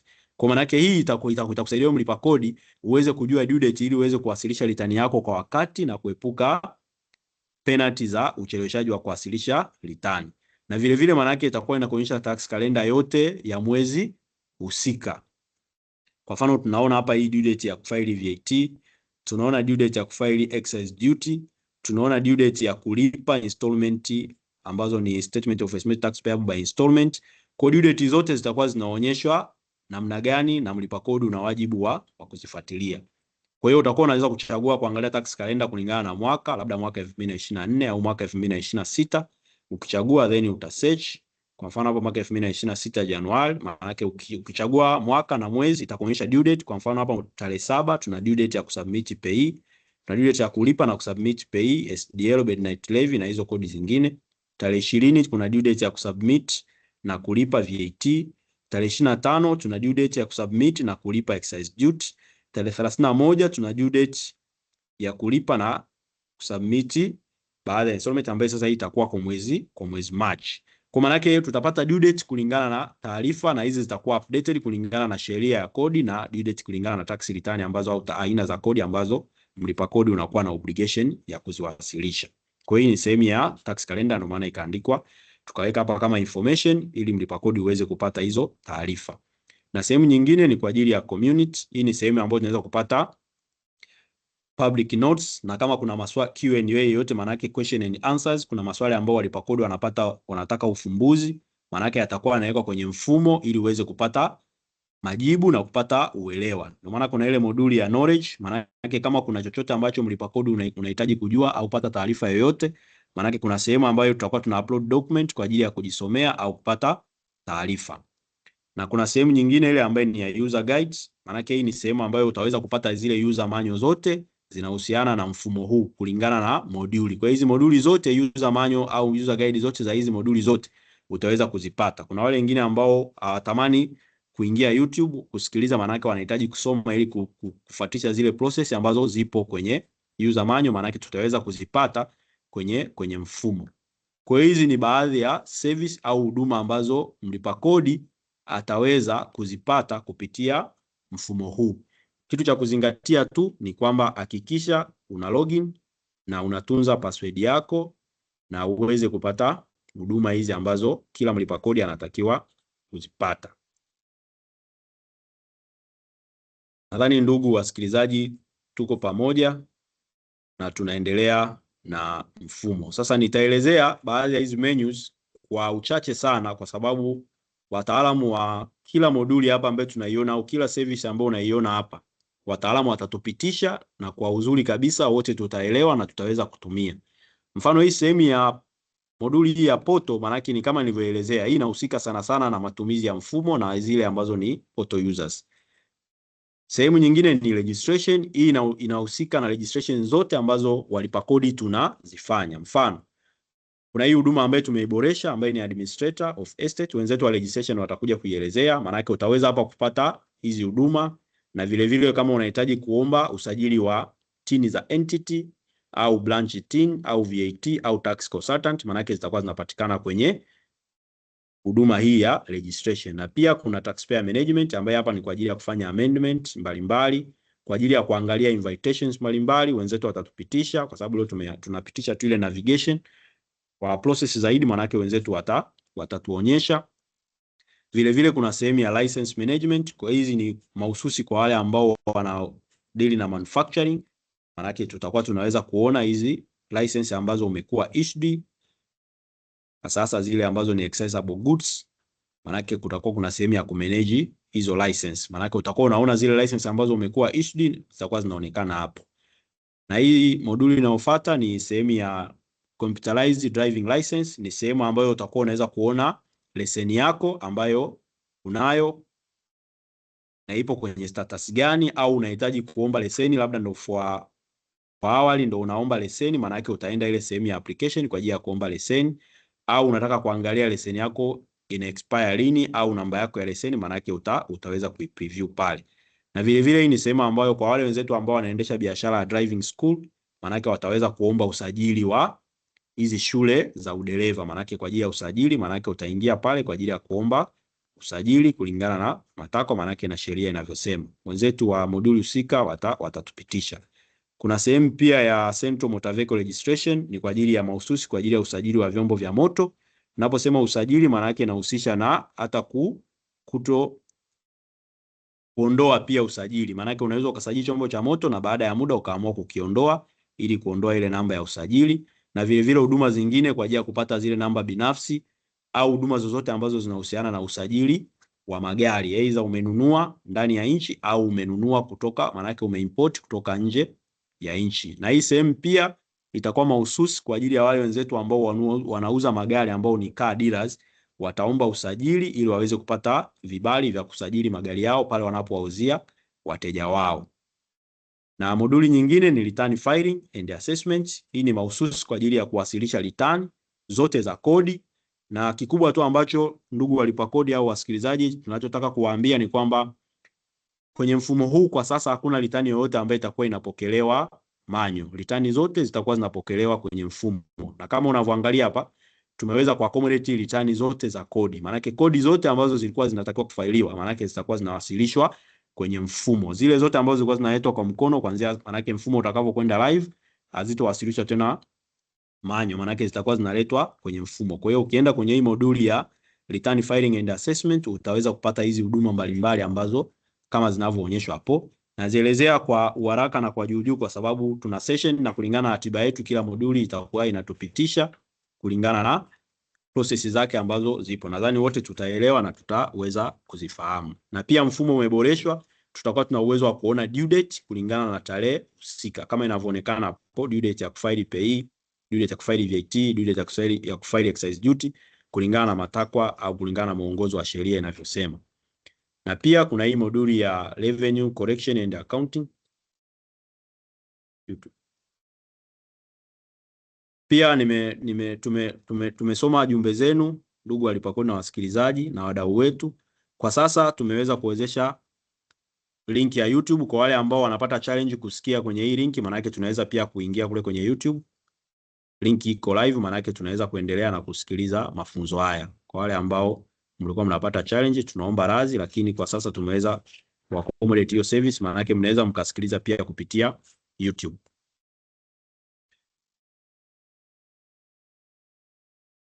Na hapa kwenye return filing naweza nikaelezea kidogo kwa zile service ambazo mwanzo ulikuwa, kwa mfano ulikuwa na challenge ya return za partnership, tulikuwa tuwezi kufile kwa mfumo lakini kwa kupitia mfumo huu zile partnership zote pia zitaweza kufile return zao kupitia online system, maana yake hazitokuwa zinawasilisha tena manyo. Kwa hiyo return zote ambazo tulikuwa zinaletwa ofisini kwa mkono nje ya hizi ambazo zilikuwa zinawasilisha kwenye mfumo wa taxpayer portal tuliokuwa nao sasa, zote zitakuwa zinaletwa kupitia mfumo. Kwa hiyo hakuna return ambayo itapokelewa kwa mkono, na changes zimekuwa accommodated na wote tutapata huduma kama sheria inavyosema na zitaweza kucover service zote. Na pia kuna sehemu hii ya revenue correction and accounting. Hii ni sehemu ambayo unahitaji kusajili malipo. Tunafahamu kwenye kusajili control number tulikuwa tunapata challenge, unatakiwa uhame kwenye service kwenda kwenye service nyingine, lakini sasa utaenda tu sehemu ya payment registration, utaweza kusajili malipo yako na malipo yote ambayo umeyasajili utaweza kuyaona, na kama unahitaji kuyajua maana yake utaenda sehemu ya kujua baadhi ya malipo ambayo umeyafanya, na vile vile kama yako pending utaweza kuyaona. Kwa hiyo utakuwa unapata status ya paid na unpaid zote ambazo ni updated. Na pia kuna moduli ya debt management kwa uelezaji tu wa awali, maana yake hii ni moduli ambayo itakuwa inahusika na compliance zote. Mfano umepata, sasa hizi tunajua kwamba ili uweze kupata demand notes maana yake unaandikiwa barua, unapata kwa mkono, lakini kwa maboresho ya mfumo huu maana yake demand notes zote zitakuwa zinaletwa kupitia mfumo. Kama kuna agents notes maana yake tutapata kupitia mfumo. List ya madeni yote ambayo unadaiwa au tunadaiwa walipa kodi, maana yake tutapata kwa mfumo. Unahitaji ku apply for extension ya time to pay tax, maana yake uta apply kwenye mfumo. Chochote ambacho kinafanyika manyo, maana yake kisaizi tutakuwa tunakifanya kwenye mfumo. Hata kama kuna mnada wowote ambao unafanyika wa bidhaa ambayo imeshikiliwa kwa matakwa ya kisheria na madeni ya kikodi, maana yake mnada ule utakuwa unatangazwa kwenye mfumo, na wale wote ambao watahitaji ku apply au kubid for that auction, maana yake watatakiwa kuomba kwenye mfumo, na vitu vyote maana yake vitakuwa vinaonekana kwenye mfumo. Itaelezewa zaidi na wenzetu wa moduli husika. Mimi naelezea kwa kama navigation ili iwe rahisi wakati wao wanaelezea, unajua ni kitu gani ambacho kinaelezewa na kinapatikana wapi. Na pia kuna sehemu ya objection and appeal. Kama tunavyofahamu kwa sasa, hii process au hii huduma inapatikana kwa kuandika barua kwa mkono na kuleta ofisini, lakini kwa sasa hii huduma itakuwa inapatikana kwenye mfumo. Kwa hiyo ukihitaji, kama una object any tax decision kulingana na matakwa ya kisheria, nadhani wengi tunafahamu sheria, kwa hiyo vile vitu vyote ambavyo tulikuwa tuna objection navyo ambavyo ni tax decision ambazo commissioner anaziissue, kwa maana tutakuwa tunazifanya kwenye mfumo, na majibu pia tutapata kwenye mfumo. Na hata unapotaka ku apply for waiver, maana yake uta apply for kwenye mfumo. Na pia tumeweza kucover zile appeal machine zingine, kama labda imevuka kwenye level ya objection, labda imeenda kwenye TRAT and TRAB, kwa zote zitakuwa zinaonekana kwenye mfumo. Na pia kuna hii moduli ya communication, kama nilivyokwisha kuelezea awali, unahitaji kutuma barua yako. Sasa hizi tunaandika barua kwa mkono then tunaituma TRA, lakini kupitia mfumo huu tumeboresha, maana yake utakuwa unaenda kuandika kwenye mfumo na unaiwasilisha, na ukishawasilisha maana yake itafika TRA wataweza kuishughulikia na utapata majibu kwenye mfumo. Kwa hiyo ndio moduli ya communication ambayo inahusika na majibu yote utapata kupitia kwenye mfumo. Unaondoa ile challenge maana yake ya kujua kwamba barua yangu mpaka sasa iko wapi, majibu yako wapi. Maana yake system itakuwa ina uwezo wa kupokea hizo taarifa ambazo ni barua zetu na tutajibiwa. Na uzuri kwamba mfumo uboresho itakuwa inaonyesha barua ipo kwenye stage gani na ipo kwa nani. Kwa hiyo ni rahisi hata kwenye kufuatilia. Kuna moduli nyingine ambayo ni ya refund. Hii ni kuomba refund kwa wale kwa kodi ambazo tumezilipa zaidi. Sasa kodi kulingana na sheria, kuna refund ambayo inatokana na VAT, na kuna zile refund ambazo zinatokana na kodi zingine, na kuna zile refund ambazo zinatokana na wenzetu wa diplomats na international bodies. Kwa refund zote pia zitakuwa zinafanyika kwenye mfumo. Kama una refund yoyote ambayo unakuwa entitled au you are eligible kulipwa, maana yake utaomba kwenye mfumo na process yote itafanyika, na mwisho wa siku utalipwa kulingana na process au sheria inavyosema. Kwa hiyo tutaona hizi moduli kulingana na wenzetu ambao watatupitisha ni kila process, na wote tutaweza kujua namna gani tutatumia mfumo. Sehemu nyingine ni kwa ajili ya e-tax invoice. Tunafahamu wengi wetu tunatumia mashine za EFD, either ni VFD au EFD machines. Kupitia mfumo huu tumeboresha, maana yake kuna e-service ambayo mlipa kodi utaweza kujisajili na kuissue receipt kupitia mfumo. Kwa maana yake ni kama imeleta huduma hii kwa walipa kodi wale ambao inawezekana walikuwa wanasema kuna cost ya kununua mashine au kuna baadhi ya issues ambazo zilikuwa zinawafanya wasinunue mashine, lakini kupitia mfumo huu maana yake sasa hizi utakuwa na uwezo wa kuissue receipt, na zile receipt zote ambazo utakuwa unaziissue utakuwa unaweza kuzipata kupitia mfumo huu, maana yake zitakuwa zinakuwa recorded huko. Maana yake kuna sales receipt, kuna purchase receipt, na unaweza ukasearch zile receipt ambazo umeziissue au umezicancel. Kwa hiyo ni huduma ambayo itakuwa inapatikana kupitia mfumo huu wa iDRAS. Na vile vile kuna sehemu ya knowledge. Hii ni kwa ajili ya kupata baadhi ya issues au baadhi ya uelewa ambao walipa kodi inawezekana unahitaji kufahamu, maana yake zitakuwa published hapa. Inawezekana labda kuna practice notes ambayo imewekwa au chochote ambacho mlipa kodi unatakiwa kupata knowledge yake, maana yake tutakuwa tunaweka, kuna research mbalimbali ambazo zitafanyika, maana yake zote tutakuwa tuna uwezo wa kuzipata, au kama kuna newspaper yoyote, kuna public notes, kuna social media ambayo chochote ambacho kinahusiana na mambo ya kodi, maana yake tutaweza kupata kwenye huu mfumo ambaye ni sehemu ya knowledge. Na sehemu nyingine ni ya private and class ruling. Nadhani wengi tuko nayo aware. Unapohitaji kuomba hizi status kwa commissioner, maana yake utaomba kwenye mfumo. Kwa sasa tunaomba kwa kuandika barua na kupeleka ofisini, lakini saa hizi mfumo utakapoenda live, maana yake tutaweza kuomba kwenye mfumo, na utaweza kuona stage zote ambazo hiyo application yako imeenda, kama imekuwa submitted au imekuwa rejected au imekuwa revoked au ipo kwenye stage gani, maana yake utaweza kuona. Na ya mwisho maana yake ni inventory management.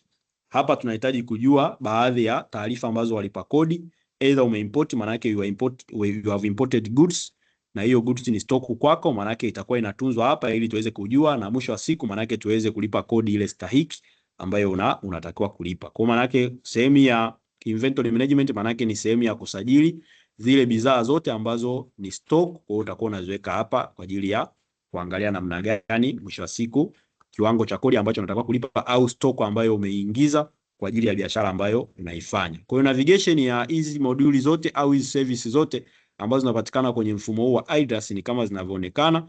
Kwa hiyo kuna njia nyingi ya kuzitumia kama nilivyoelezea. Kwa hiyo unaweza ukaenda hapa direct au ukatumia zile ambazo nimezielezea awali kwa ajili ya matumizi ya mfumo. Kwa hiyo baada ya kusema hayo, nadhani wengi tutakuwa tumeelewa jinsi ya kunavigate mfumo. Kinachofuata sasa, wenzetu kuanzia ratiba inavyoonyesha, kuanzia kesho tutaweza kuona kila moduli namna gani ya kutumia, labda registration, nawezaje kupata tin ya namna gani, nawezaje kujisajili VAT, nawezaje kujisajili branch, nawezaje kujisajili tax consultant, watu wa return, nawezaje kucertify return, nawezaje kufile return. Kwa kulingana na moduli husika na kulingana na ratiba vyote tutapitishwa, lakini kwa leo ilikuwa ni kupitishwa navigation ya mfumo jinsi unavyoonekana na kuweza kulogin na kuweza ku access hizi service ambazo zinapatikana kwenye mfumo. Na hizi nyingi zilizokuwa humu ndani ni shortcut. Kwa mfano nilielezea pale awali kwamba kuna shortcut ya kupreview baadhi ya my information ambapo utaweka password, na kuna hii sehemu hapa, kuna hiki alama kama cha setting. Ukiweka cursor au ukiweka ukitaka kuclick, maana yake itakwambia kwamba ni my information. Ukiclick, ukiweka password itakupeleka kwenye information zako ambazo zinaonyesha kwamba wewe ni nani, tini yako ni ipi, na unaweza kucustomize moduli ambayo unaitaka. Mfano hapa nilicustomize ilikuwa ni computerized driving license, naweza nikacustomize nikasema nahitaji registration. Kwa hiyo nikiwa na login kwenye mfumo, maana yake moja kwa moja system itani preview au ita display menu ya registration kulingana na mimi labda kila siku natumia registration.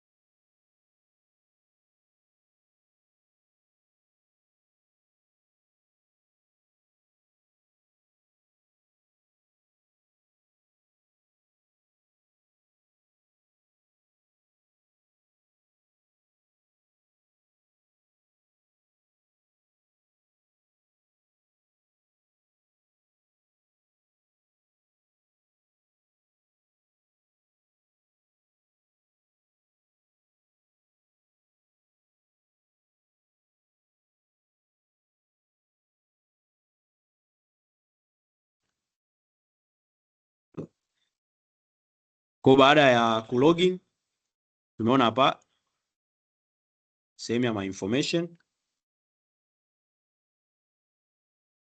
na customize kwamba mimi nitakapokuwa na login moja kwa moja system inipeleke kwenye return filing. Kwa nita modify, then nita log out. Kwa nikilogin tena, maana yake system itanipeleka moja kwa moja kwenye ile menu au moduli au service ya return filing and assessment. Kwa hiyo utakuwa una customize wewe ambavyo unapenda. Badala ya kusema hayo, ndugu walipa kodi wenzangu, ndugu wasikilizaji, tutakuwa nimemaliza kuwapitisha kwenye menus za mfumo mpya ambao unategemea kwenda kuwa launch hivi karibuni. Kama kuna maswali tutakaribisha kwa wale ambao wana maswali kuhusu hii demonstration na navigation ya portal, na kuna maswali mengine tumeona wenzetu mmeuliza ambaye anahusika sana sana na kwenye moduli ambazo bado hatujazifundisha, maana kulingana na ratiba inaonekana kwamba tutafundisha. Kwa hiyo kuna mengine tutareserve mpaka pale moduli usike itakapofundisha ili tuweze kupata uelewa, kwa sababu ni maswali ambayo ni kama moduli ikifundisha maana yake tutapata uelewa. Kwa hiyo tunaomba mengine tutareserve, lakini kwa leo tutapokea sasa maswali yale ambayo yanahusika portal. Karibuni kwa maswali, yoyote mwenye maswali tunakaribisha. Asanteni. Ukiwa na swali tunaomba uraise mkono. Wataalamu wetu watakuruhusu ili uweze kuuliza swali na utajibiwa. Uraise mkono hapo juu hapo kwenye hiyo linki au kwenye hiyo platform kuna sehemu ya mkono alafu imeandikwa raise. Kwa hiyo maana yake ukiklik pale utakuwa umeraise mkono, maana yake utaweza kuuliza swali lako. Asante.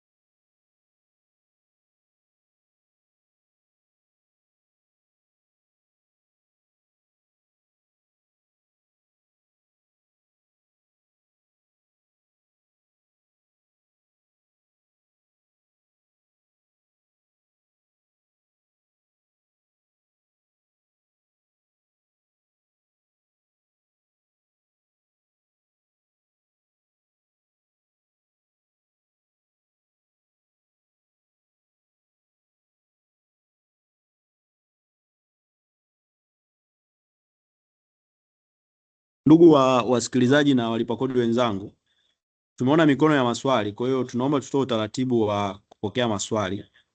Tutaruhusu watu kuuliza maswali, secretariat itarekodi, alafu mwisho wa siku tutakuwa tuna limit ya maswali, labda maswali 10, then tutayajibu, then tutakuwa tunaendelea kujibu hivyo hivyo kulingana na muda kama ambavyo utaturuhusu. Kwa awali maana yake tutaruhusu maswali 10, tutauliza hayo maswali alafu tutatoa majibu. Asante.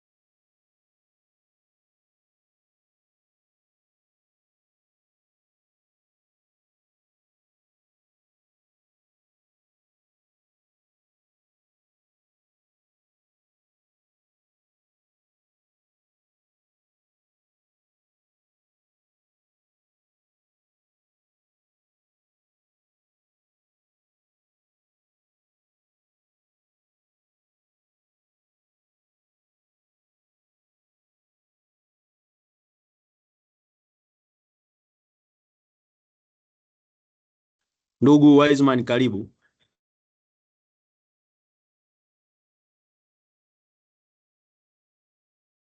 Asante. Awali nipende kuwapongeza kamishna na timu yake kwa kazi kubwa ambayo umeifanya. Very brilliant. Mimi na swali moja dogo tu.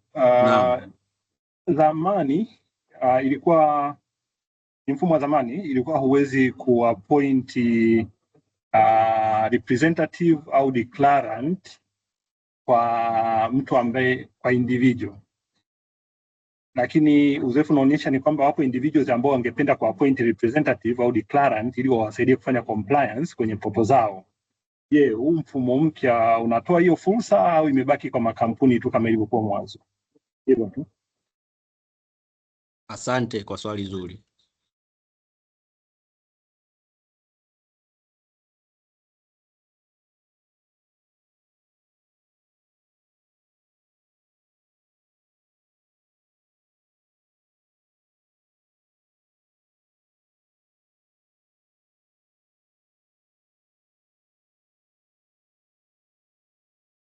Ndugu Sariko, karibu.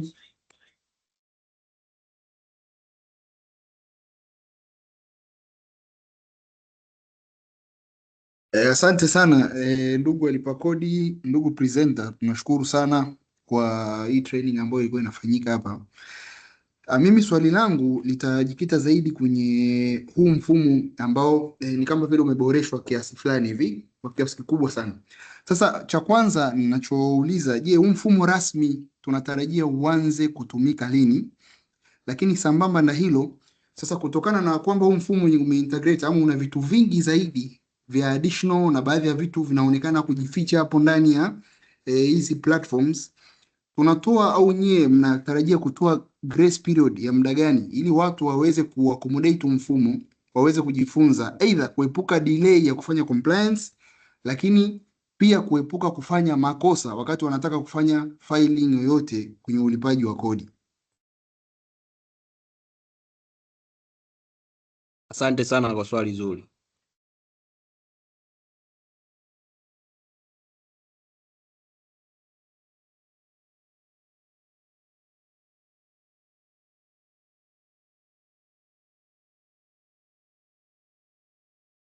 Ndugu Chaka, karibu.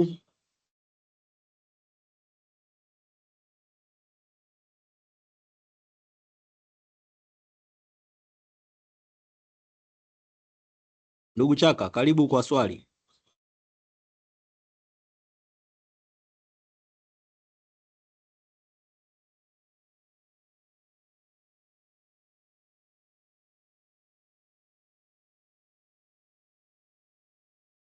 Naona ndugu Chaka napata challenge kidogo au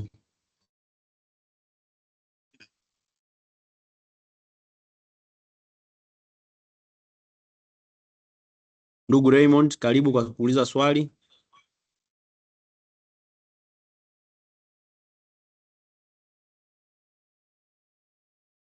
Ndugu Raymond, karibu kwa kuuliza swali.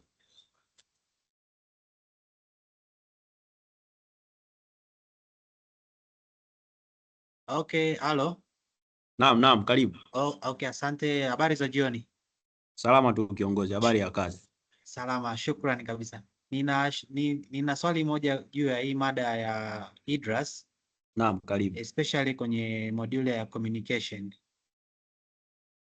Awali ni kwamba tunapeleka barua hizi TRA kwenye ofisi maalum ya mkoa au eneo husika.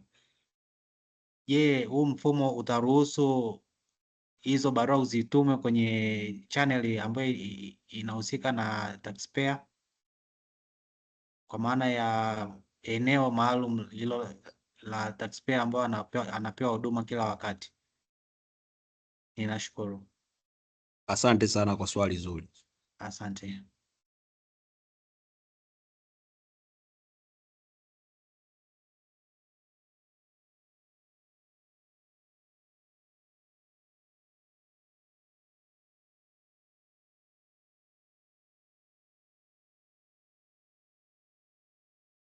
IDSM, karibu kwa kuuliza swali.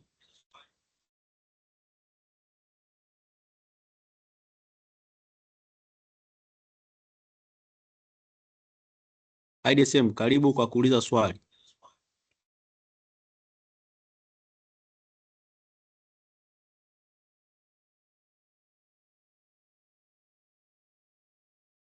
Upendo, karibu kwa kuuliza swali.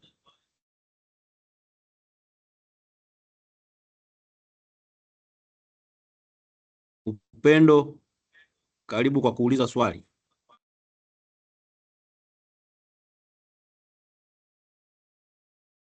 Ndugu wasikilizaji na ndugu walipa kodi wenzangu, unaponyosha mkono ukisharuhusiwa, manake nenda ile sehemu ya button ya mic, washa mic then uliza swali lako.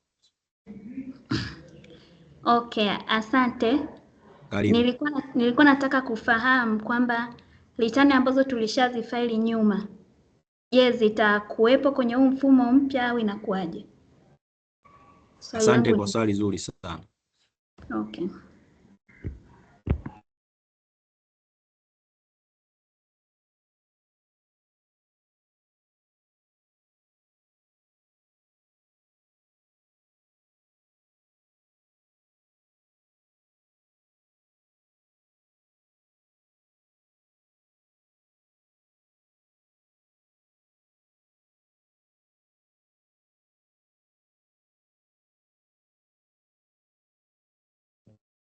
Ndugu Daniel Ngemela, karibu kwa swali. Ya, asante sana. Mimi nataka kuuliza kwa sababu kwenye mifumo ya nyuma kabla hii taxpayer portal haijaingia, ulipokuwa una generate control number ilikuwa ina uwezo wa kuto accept tena ku control number ile bili unayokuwa umepewa, lakini kwenye huu taxpayer portal ambayo ilikuwa inatokea, unaweza ukaendelea kugenerate control number nyingi tu hata kama umeshalipia, wakati kwenye mifumo mingine, kwa mfano nimeangalia NCCF, ukishagenerate ile control number haiwezi kujulia tena, lakini kwenye taxpayer portal unapofanya malipo ilikuwa inatokea mara nyingine kwamba ukienda hata kugenerate inaweza ikagenerate control number. Bila shaka huu mfumo utakuwa utaaddress hilo tatizo. Ndo hicho kitu ambacho nilitaka kufahamu zaidi. Asante sana kiongozi kwa swali zuri.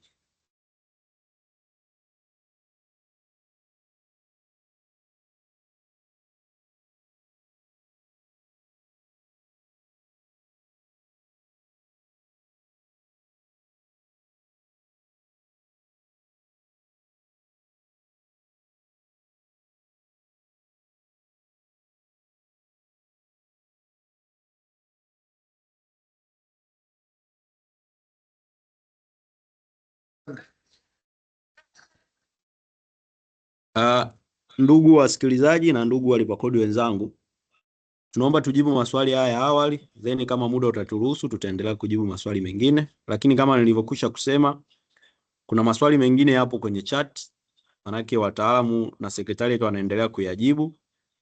Kuna maswali mengine yanahusika na moduli husika ambazo bado hazijafundishwa, manake tutaomba kuyajibu tu kwa high level kwa sababu moduli husika ikifundisha tutapata uelewa zaidi na inawezekana ili swali likawa covered na tukaelewa zaidi. Kwa sasa tunaomba tujibu maswali haya ambayo tumeyapokea. Kama muda utaturuhusu tutaendelea kuruhusu maswali mengine na tutaendelea kuyajibu. Kwa sasa tunaomba sasa tujibu kwanza haya maswali ambayo tumepokea. Nikianza na swali la mtaalamu, aliuliza mfumo wa nyuma ulikuwa unaruhusu control number usajili control number kwa deni ambalo tayari inawezekana lilishalipwa lote na inakuruhusu tena usajili. Nikuhakikishie tu kwamba mfumo huu ambao umeboreshwa kupitia ile moduli ya revenue collection and accounting, deni likishalipwa maana yake kwanza malipo yote yatakuwa yanaruhusiwa kusajili kwa debit number. Hakuna malipo ambayo yataruhusiwa kusajili bila kukoti debit number. Maana yake hapa nazungumzia kusajili kwa mfumo wa nani assessed. Kwa nini? Tunataka madeni yote ambayo yakilipwa yaweze kuingia kwenye taarifa na yawe sahihi. Kwa hiyo wakati wa kulipa madeni haya mlipa kodi utatakiwa kukoti debit number, na kwa sababu itakuwa ni integrated system, kwa maana yake moja kwa moja utakuwa unatoa debit number, na lile deni maana yake ukishasajili control number kama utakuwa umeshalilipa lote, maana yake hilo deni halitoruhusu tena utengeneze control number. Deni pekee ambayo itaruhusu kutengeneza control number ni kama umelipa partial, ile balance ambayo imebaki ndio itakuruhusu kutengeneza control number na kulipa. Na wakati unatengeneza control number maana yake itakuletea ile balance amount 2, ile remaining balance. Maana yake ile nyingine ambayo umelipa haito display pale. Kwa hiyo ni maboresho ambayo mfumo umefanya ili kumrahisishia mlipa kodi na kuondoa hizo taarifa chafu. Swali lingine liliulizwa litani za nyuma zitakuwepo kwenye mfumo huu mpya wa IDRAS. Jibu ni ndio.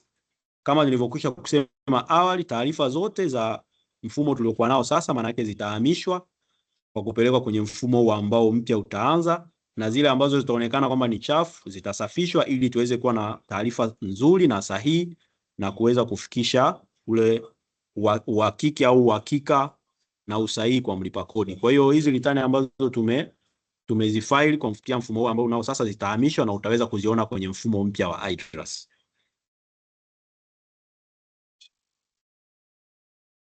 Swali lingine liliulizwa na mtaalamu ambaye aliuliza kwamba kwa mfumo huu kwenye moduli ya communication mfumo utaruhusu barua iweze kutumwa kwa sehemu ile ambayo unahudumiwa. Jibu hapa naomba nitoe clarification na wenzetu wa moduli husika, ambapo mimi najibu kwa high level kwa sababu tumeandaa session kwa kila moduli na watatuelezea vizuri sana na tutaelewa vizuri sana. Lakini kwa kujibu tu ni kwamba utakapokuwa unatuma barua itaenda kwa mkoa wako wa kodi husika. Kama wewe unahudumiwa mkoa wa kodi wa Ilala, na ninapozungumziwa kuhudumiwa naomba ieleweke kwamba tini yako location ni mkoa wa kodi wa Ilala. Kwa sababu huduma unaweza ukapata kituo chochote au sehemu yoyote ile ya ofisi ya TRA Tanzania, lakini tini inaposoma ndio pale ambapo barua itaenda. Kwa mfano mimi labda kama tini yangu inasoma Ilala, lakini hainizuii kupata huduma ile ambayo inawezekana ni huduma ambayo ni rahisi kuipata mkoa wa kodi wa Dodoma. Inawezekana kwa huo muda niko Dodoma, nahitaji kupata huduma labda wa kupata control number nikafanye malipo. Haimaanishi lazima nije kwenye mkoa wa kodi wa Ilala. Naweza kwenda kwenye mkoa wa kodi wowote au kituo chochote cha kodi nikapata huduma, lakini zile huduma ambazo zinahitaji specific mkoa wa kodi, maana yake ni lazima hiyo barua itaenda kwenye mkoa wa kodi husika. Kwa hiyo barua zinakuwa channeled kwenye mkoa wako wa kodi kulingana na location yako, maana yake ni ile physical location. Swali lingine limeulizwa kwamba mfumo unaanza kutumika lini? Jibu ni kwamba kulingana na taarifa au public notice ambazo imetolewa kwenye social platforms za TRA, ukiangalia kwenye social media ambayo ni Instagram, Facebook, Twitter ambayo mwanzo sasa hizi inajumlika kama ni X, tumeelezea pale kwamba mfumo unaweza kwenda live lini, maana yake na tunategemea mid January mfumo utaenda live. Na kuhusu kujifunza ni watoe shaka, tunaendesha mafunzo haya, sio kama mafunzo haya ni mwisho wa kujifunza. Ofisi zetu ziko wazi na mafunzo haya yatakuwa ni endelevu. Tunafundisha sasa kwa njia ya masafa na vile vile tutafundisha kwa njia ya physical, maana yake tutakuwa tuna kumbi ambazo walipa kodi tutawafundisha, na hata kwenye mikoa ya kodi ni watoe wasiwasi, kuna wataalamu wetu ambao wamefunzwa na wanaufahamu mfumo ili kuweza kuwasaidia walipa kodi pale wanapopata challenge. Kwa hiyo mikoa yote ya kodi, sehemu zote ambazo zinatoa huduma za kodi, wataalamu wapo na wako aware na wako competent kwa ajili ya kutufunza mfumo huu. Kwa hiyo tunawatoa wasiwasi kwamba usiogope kwamba mfumo utakuwa unaenda live karibuni afu kuna hiyo challenge. Hapana. Mfumo utakuwa live na tutaweza kujifunza na tutaendeleza na hizi training mpaka pale ambapo awareness itakuwa kubwa na wote tutakuwa tumeweza kutumia mfumo huu kwa usahihi na kwa urahisi. Kwa hiyo grace period, naomba nielezee kwamba walipa kodi tutafundishwa na niwatoe wasiwasi kwamba wote tutaelewa, na lengo letu ni kwamba muelewe na ndio muendelee kutumia mfumo. Swali lingine ni kwamba kiongozi aliuliza mfumo uliokuwepo sasa hauwezi kuappoint representative hasa kwa wale individual, ambapo je, mfumo huu mpya umeweza kuaccommodate ili waweze individual waweze kufailiwa litani? Sababu kuna wengine wanatamani litani zao waweze kufaili on behalf. Niseme kwamba swali ni zuri na tumelichukua, na mfumo wetu huu umeboreshwa na kuaccommodate baadhi ya hizo changes zote. Kwa hiyo ni kuhakikishie zile ambazo kisheria na zinaruhusiwa, maana yake zitakuwa accommodated na tutaweza kuzifanya kwenye mfumo ili iweze kuwa rahisi na mwisho wa siku mlipa kodi aweze kupata huduma bora na kulipa kodi yake stahiki na kwa wakati. Badala ya kusema hayo, naomba niruhusu maswali mengine kama yapo, wale ambao wana maswali waweze kusikiliza maswali yao na tuweze kuyajibu. Lakini tu cha kuzingatia ni kwamba tuondoe wasiwasi. Leo tumefundisha tu navigation ya portal, hatujafundisha moduli. Kwa hiyo kuna maswali mengine yatajibiwa kwenye moduli husika. Maana yake tunaona maswali mengine yanaulizwa lakini moduli husika bado hazijapita. Kwa hiyo hapa leo tutajibu tu kwa ile high level, lakini tunaomba tu reserve maswali yetu yatajibiwa kwenye moduli husika. Na sisi uzuri kwa sababu yako recorded, kwa tuna record haya maswali wakati moduli husika inatupitisha kwenye process zake, maana yake tutawaomba wajibu maswali yale ambayo yako specific kwenye moduli au service husika. Kwa hiyo maswali yote ambayo tunaandika hapa tuendelee kuandika na tuendelee kuuliza, yote tutayajibu na tutaandaa document ambayo ni ya question and answers kwa ajili ya reference huko mbele tuweze kuyapitia ili tutakapopata challenge uweze kuyapitia na kupata majibu na ufumbuzi. Asanteni. Naomba tukaribishe maswali mengine kama yapo, wale ambao wenye maswali karibuni.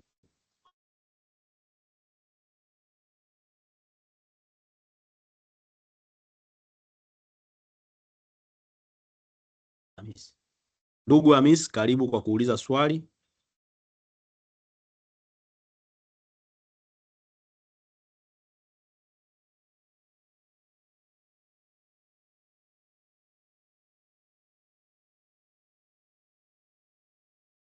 Ndugu Hamis, karibu kwa kuuliza swali.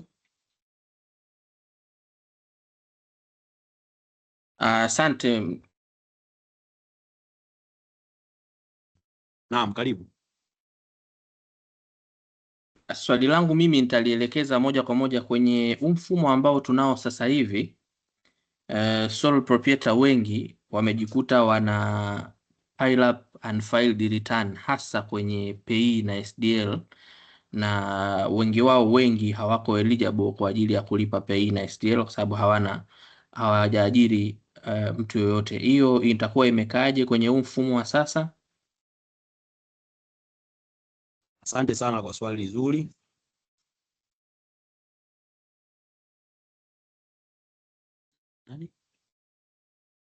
Nyagiro, karibu kwa kuuliza swali.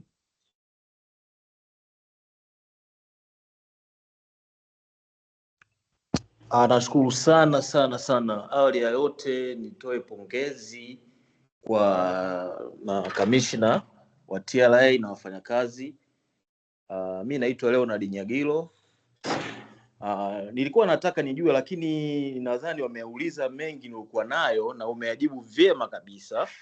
Kwanza nilikuwa nataka nijue, kwa sababu kabla ya mfumo wa e-filing kulikuwa kuna mfumo mwingine wa nyuma ulikuwa tunatumia Excel kujaza nje ya mfumo, lakini baada ya kuanzishwa kwa e-filing nadhani waliulaunch mwezi wa 3 mwaka 2023. Baada ya kulaunch documents zilizokuwepo nyuma hatukuzipata tena, lakini kuna mtu mmoja ameulizia na umemjibu vizuri sana. Basi nitoe shukrani zangu tu na niko tayari kujifunza ili kuwasaidia walipa kodi swala zima la kulipa kodi. Nakushukuru sana. Asante sana kiongozi, ubarikiwe.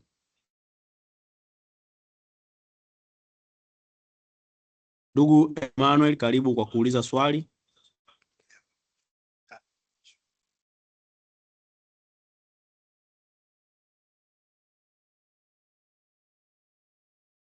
Ndugu wasikilizaji na walipa kodi wenzangu, naona wengi wetu maswali yanaandikwa na mengine yanajibiwa na mengine yanahusika na moduli. Basi tunaomba turuhusu maswali 5 ambayo yanahusika na navigation ya portal. Kama kuna mtu ana swali, uliza ili tuweze kulijibu. Yale ambayo yanahusika na moduli, maana yake tunaomba tuya-reserve ili tusave au kuokoa muda huu. Kuna wengine ambao wanaendelea na kazi, kuna wengine ambao kazi zishaisha wanahitaji kwenda nyumbani, kwa sababu kesho tunaendelea na training yetu. Ratiba inaonyesha kwamba tupo nanyi wiki yote na mpaka ile wiki nyingine, inawezekana mpaka ile Januari. Maana yake tutaendelea kufundisha na tutaendelea kujibu maswali kulingana na moduli husika. Kuna maswali mengine tukipitisha tu kwenye hizo moduli ambazo zipo hapo, maana yake hilo swali linajibika moja kwa moja. Kwa hiyo naomba tu wavumilivu, mfumo tutafundishwa na maswali tutajibu. Kwa hiyo kama kuna mtu ana swali ambalo linahusika specific kwenye navigation ya portal, naomba uulize swali. Karibu sana. Tutaruhusu maswali 5, tutajibu zeni tutafunga. Karibuni.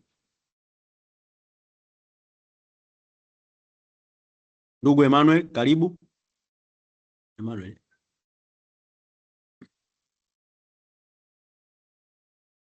Ndugu Emmanuel, karibu.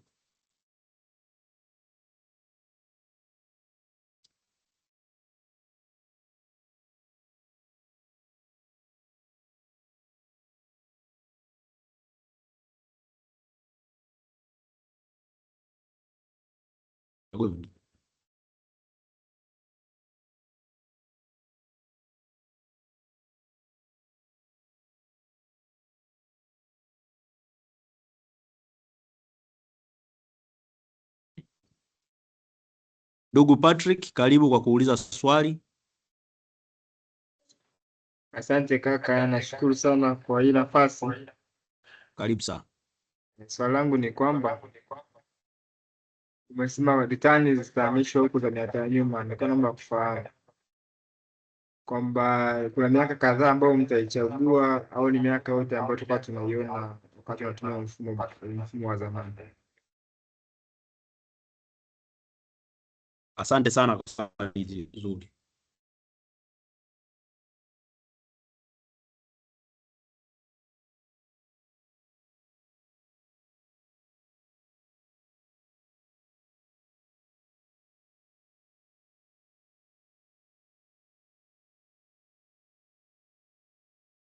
Jina nani?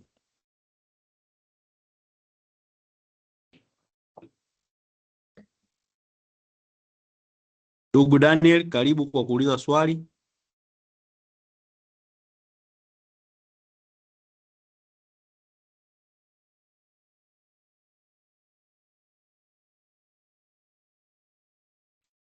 Halo, natumai unanisikia? Naam, karibu. Tunashukuru kwa session ya leo ya introduction ambayo imeenda vizuri kwa at least kwa upande wa kwangu. Swali langu liko kwenye appointment ambazo zimeshafanyika kwenye the current system ya taxpayers portal, ya kwa mfano the company imeshafanya appointment ya declarants na maybe audit firms.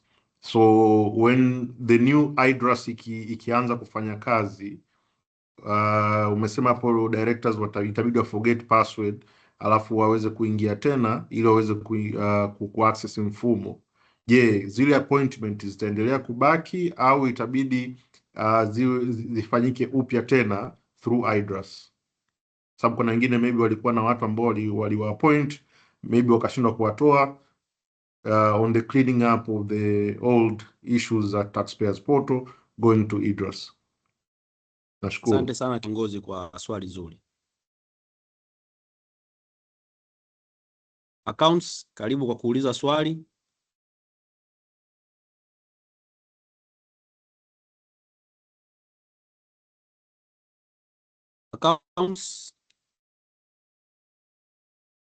Accountants, karibu kwa kuuliza swali.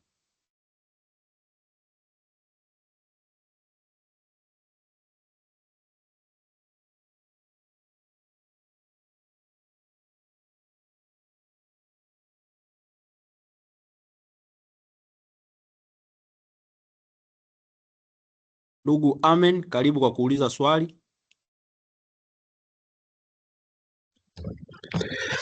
Hello, swali langu moja kwa moja ni mifumo iliyopita ambayo tunatumia kama mpaka sasa hivi, kulikuwa kunatokea changamoto ile ya unakuta testing labda vitu vingi sana ambavyo tunavifanyia kazi, unakuta kuna errors, kuna vitu ambavyo ni sio matatizo ya yule user, ya unakuta ni issues tu ambazo zilikuwa labda hazikuwa hazijatengenezwa vizuri kwenye mfumo. Je, huu mfumo huu kama unavyosema sasa hivi possibly January tayari utakuwa umeshaanza kutumika, muda mfupi sana, ni weeks tu zimebakia sasa hivi, umeshafanyiwa testing ya kutosha labda, au ukianza kutakuwa na ule mwingine ambao bado upo sasa hivi kama backup, kukitokea changamoto sio nani nzima inakwama tena, kunakuwa na extensions. Hilo ndio swali langu. Asante sana kiongozi kwa swali zuri. Ndugu wasikilizaji na ndugu walipakodi wenzangu, naomba turuhusu swali moja la mwisho ili tuweze kujibu maswali ambayo yameulizwa, na ikiwezekana kulingana na muda, maanake muda wetu sio rafiki na bado ratiba yetu kwa sababu inaendelea kesho, na kesho ndo tunaanza moduli specific. Naomba maswali mengine tuyalizevu, tutayauliza kwenye moduli husika. Kwa hiyo tutaruhusu swali moja la mwisho, tutajibu, then nitamkaribisha mwezeshaji ambaye ni wa awali atufungie au atuailishie mafunzo yetu mpaka kesho. Kwa naomba turuhusu swali moja. Tanko, karibu kwa swali.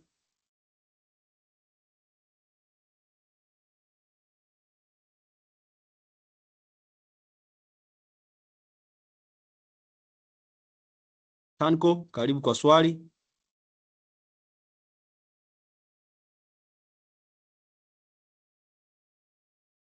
Gabriel, karibu kwa swali. Gabriel, karibu kwa swali. Yes, I'm here. Asante sana ndugu mwezeshaji. Na swali moja, ulitoa link ya hii navigation. Nikauliza swali kwenye group lakini naona likueleweka. Na swali langu ni kwamba sababu muda ambao mnatoa nyie kwa watu kujifunza hii system dogo sana. Nilikuwa nauliza hii navigation link tutatumia timu zetu sisi wenyewe au tutatumia timu hiyo ambayo tulikuwa tunatumia hapo? Sababu gani nauliza? Sababu Taki tutumie timu zetu wenyewe ika-integrate au ikaingiliana na mfumo mpya, mfumo ambao tunatumia sasa hivi. Naomba kujua tu kitaka kufanya navigation sasa hivi tunatumia timu zipi? Najua tukitumia timu zetu hazitaingiliana na mfumo wa sasa hivi. Asante. Asante sana kwa swali zuri.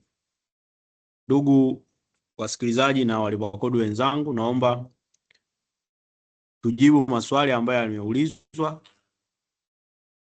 Nikianza na swali la ndugu Gabriel.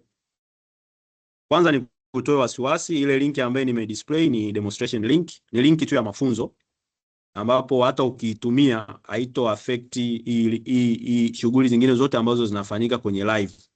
Kwa hiyo ni link ya mafunzo ambacho unaweza kufanya chochote kwa kujifunza. Kwa hiyo link hii itakuwa inaweza kutumika na wewe, hata wewe unaweza kutumia tini yako ukaweza kutumia kwa ajili ya kujifunza. Kwa hiyo hii link ya mafunzo ni link ambayo naomba ni share hapa ili tuweze wengine kuiona.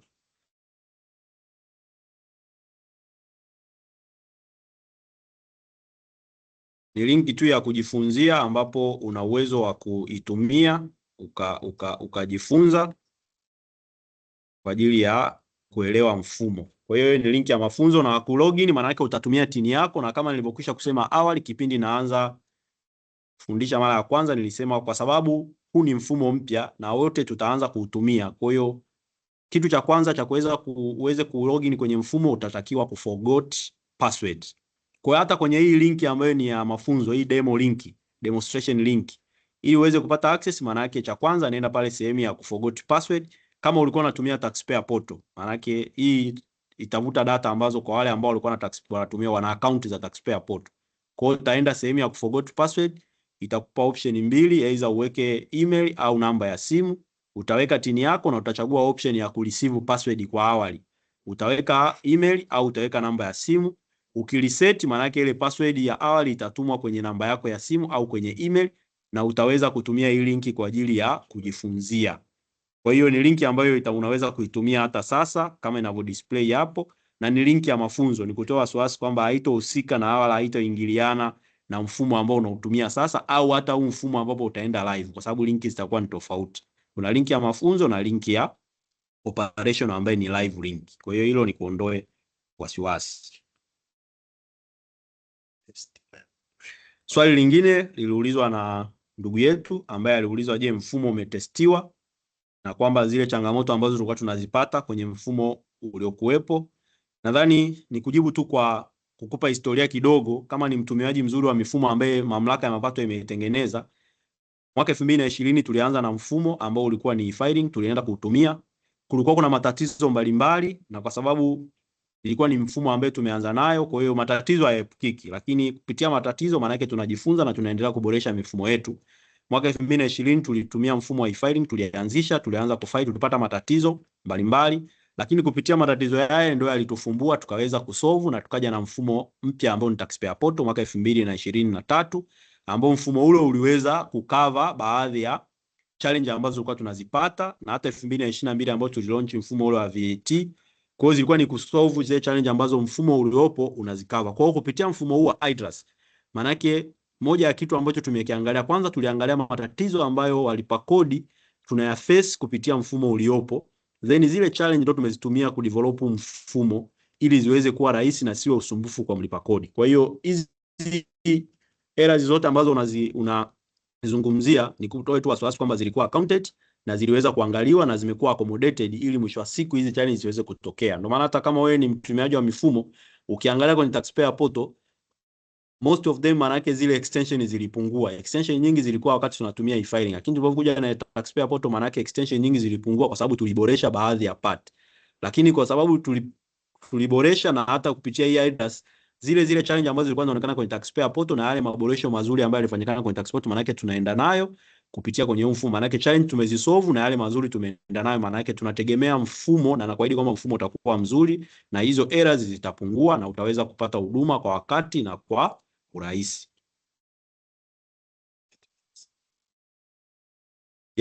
Swali lingine liliuliza na ndugu yetu ambaye aliuliza, je, appointments ambazo zimefanyika, kwa mfano ulikuwa appointed kama declarant au ulikuwa appointed kama administrator wa entity fulani, je, tutakapoenda kwenye mfumo mpya appointment zitaendelea kuwepo au hazitokuwepo.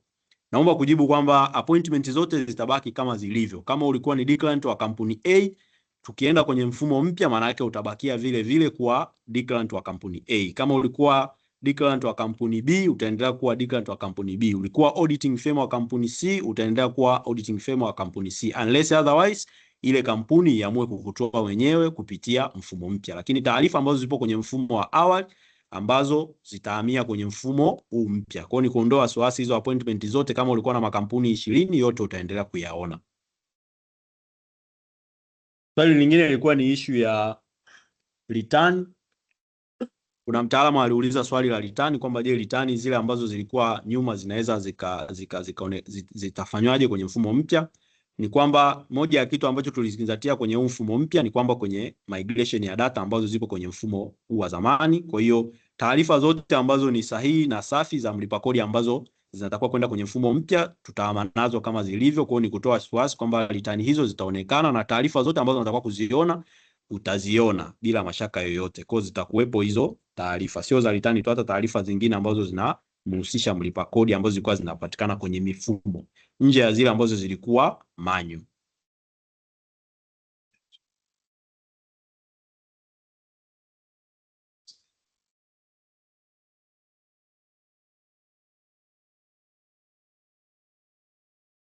Swali lingine ambalo liliulizwa na mtaalamu alisema sole proprietor ana return nyingi ambazo unfiled za paid na SDL ambazo huyo mteja hana obligation. Je, tunafanyaje?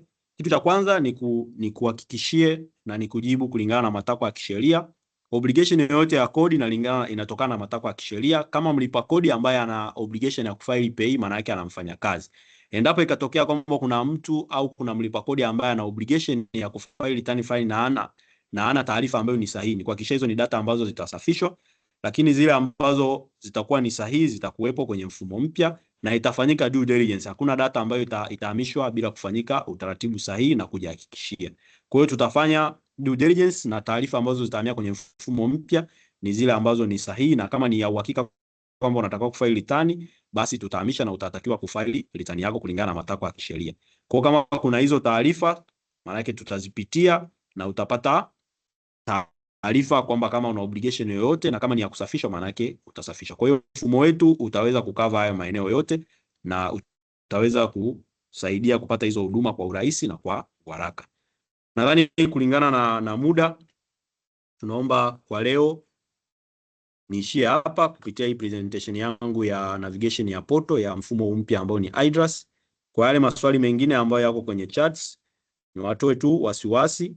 Kesho linki tunaona kuna wengine hapa tumepewa maoni kwamba linki itume mapema. Tunaomba linki itatumwa mapema ili tuweze kuingia, na vile vile maswali haya ambayo yameulizwa kwenye mfumo huu, maana yake yameulizwa kwenye moduli zingine, tutayarekodi, tutawapa wahusika wa moduli husika wakati wanatoa presentation yao ya moduli zao, maana yake wataweza kutujibu kwa usahihi, na ikiwezekana wakati wanatupitisha tutapitisha yale maeneo kwa utulivu kabisa ili tuweze kuelewa. Na maswali mengine nadhani nimeshayajibu. Kuna mwingine hapo mwisho ameuliza kwamba je, naweza kulogin kwenye mfumo leo hii?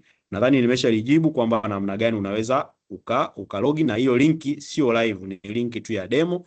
Kwa hiyo unaweza kuitumia kwa ajili ya kujifunzia. Baada ya kusema hayo, naomba nimkaribishe mwezeshaji kwa kutufungia au kuahirisha mafunzo hayo. Asanteni sana kwa kunisikiliza. Niwatakie jioni njema.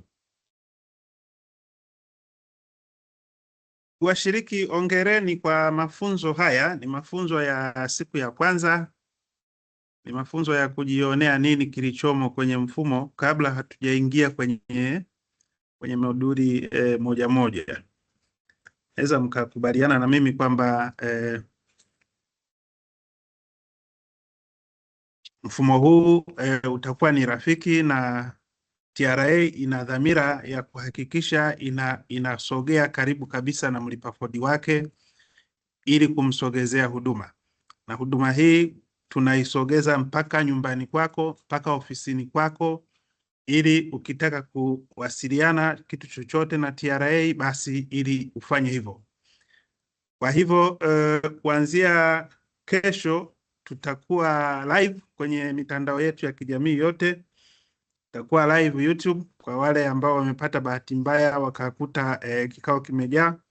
Tutakuwa live Instagram, tutakuwa live Facebook ili kuleta ushiriki wa watu wengi zaidi.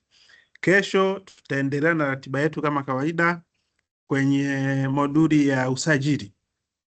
Kuna watu wameuliza maswali mbalimbali yanayohusiana na moduli hii ya usajili.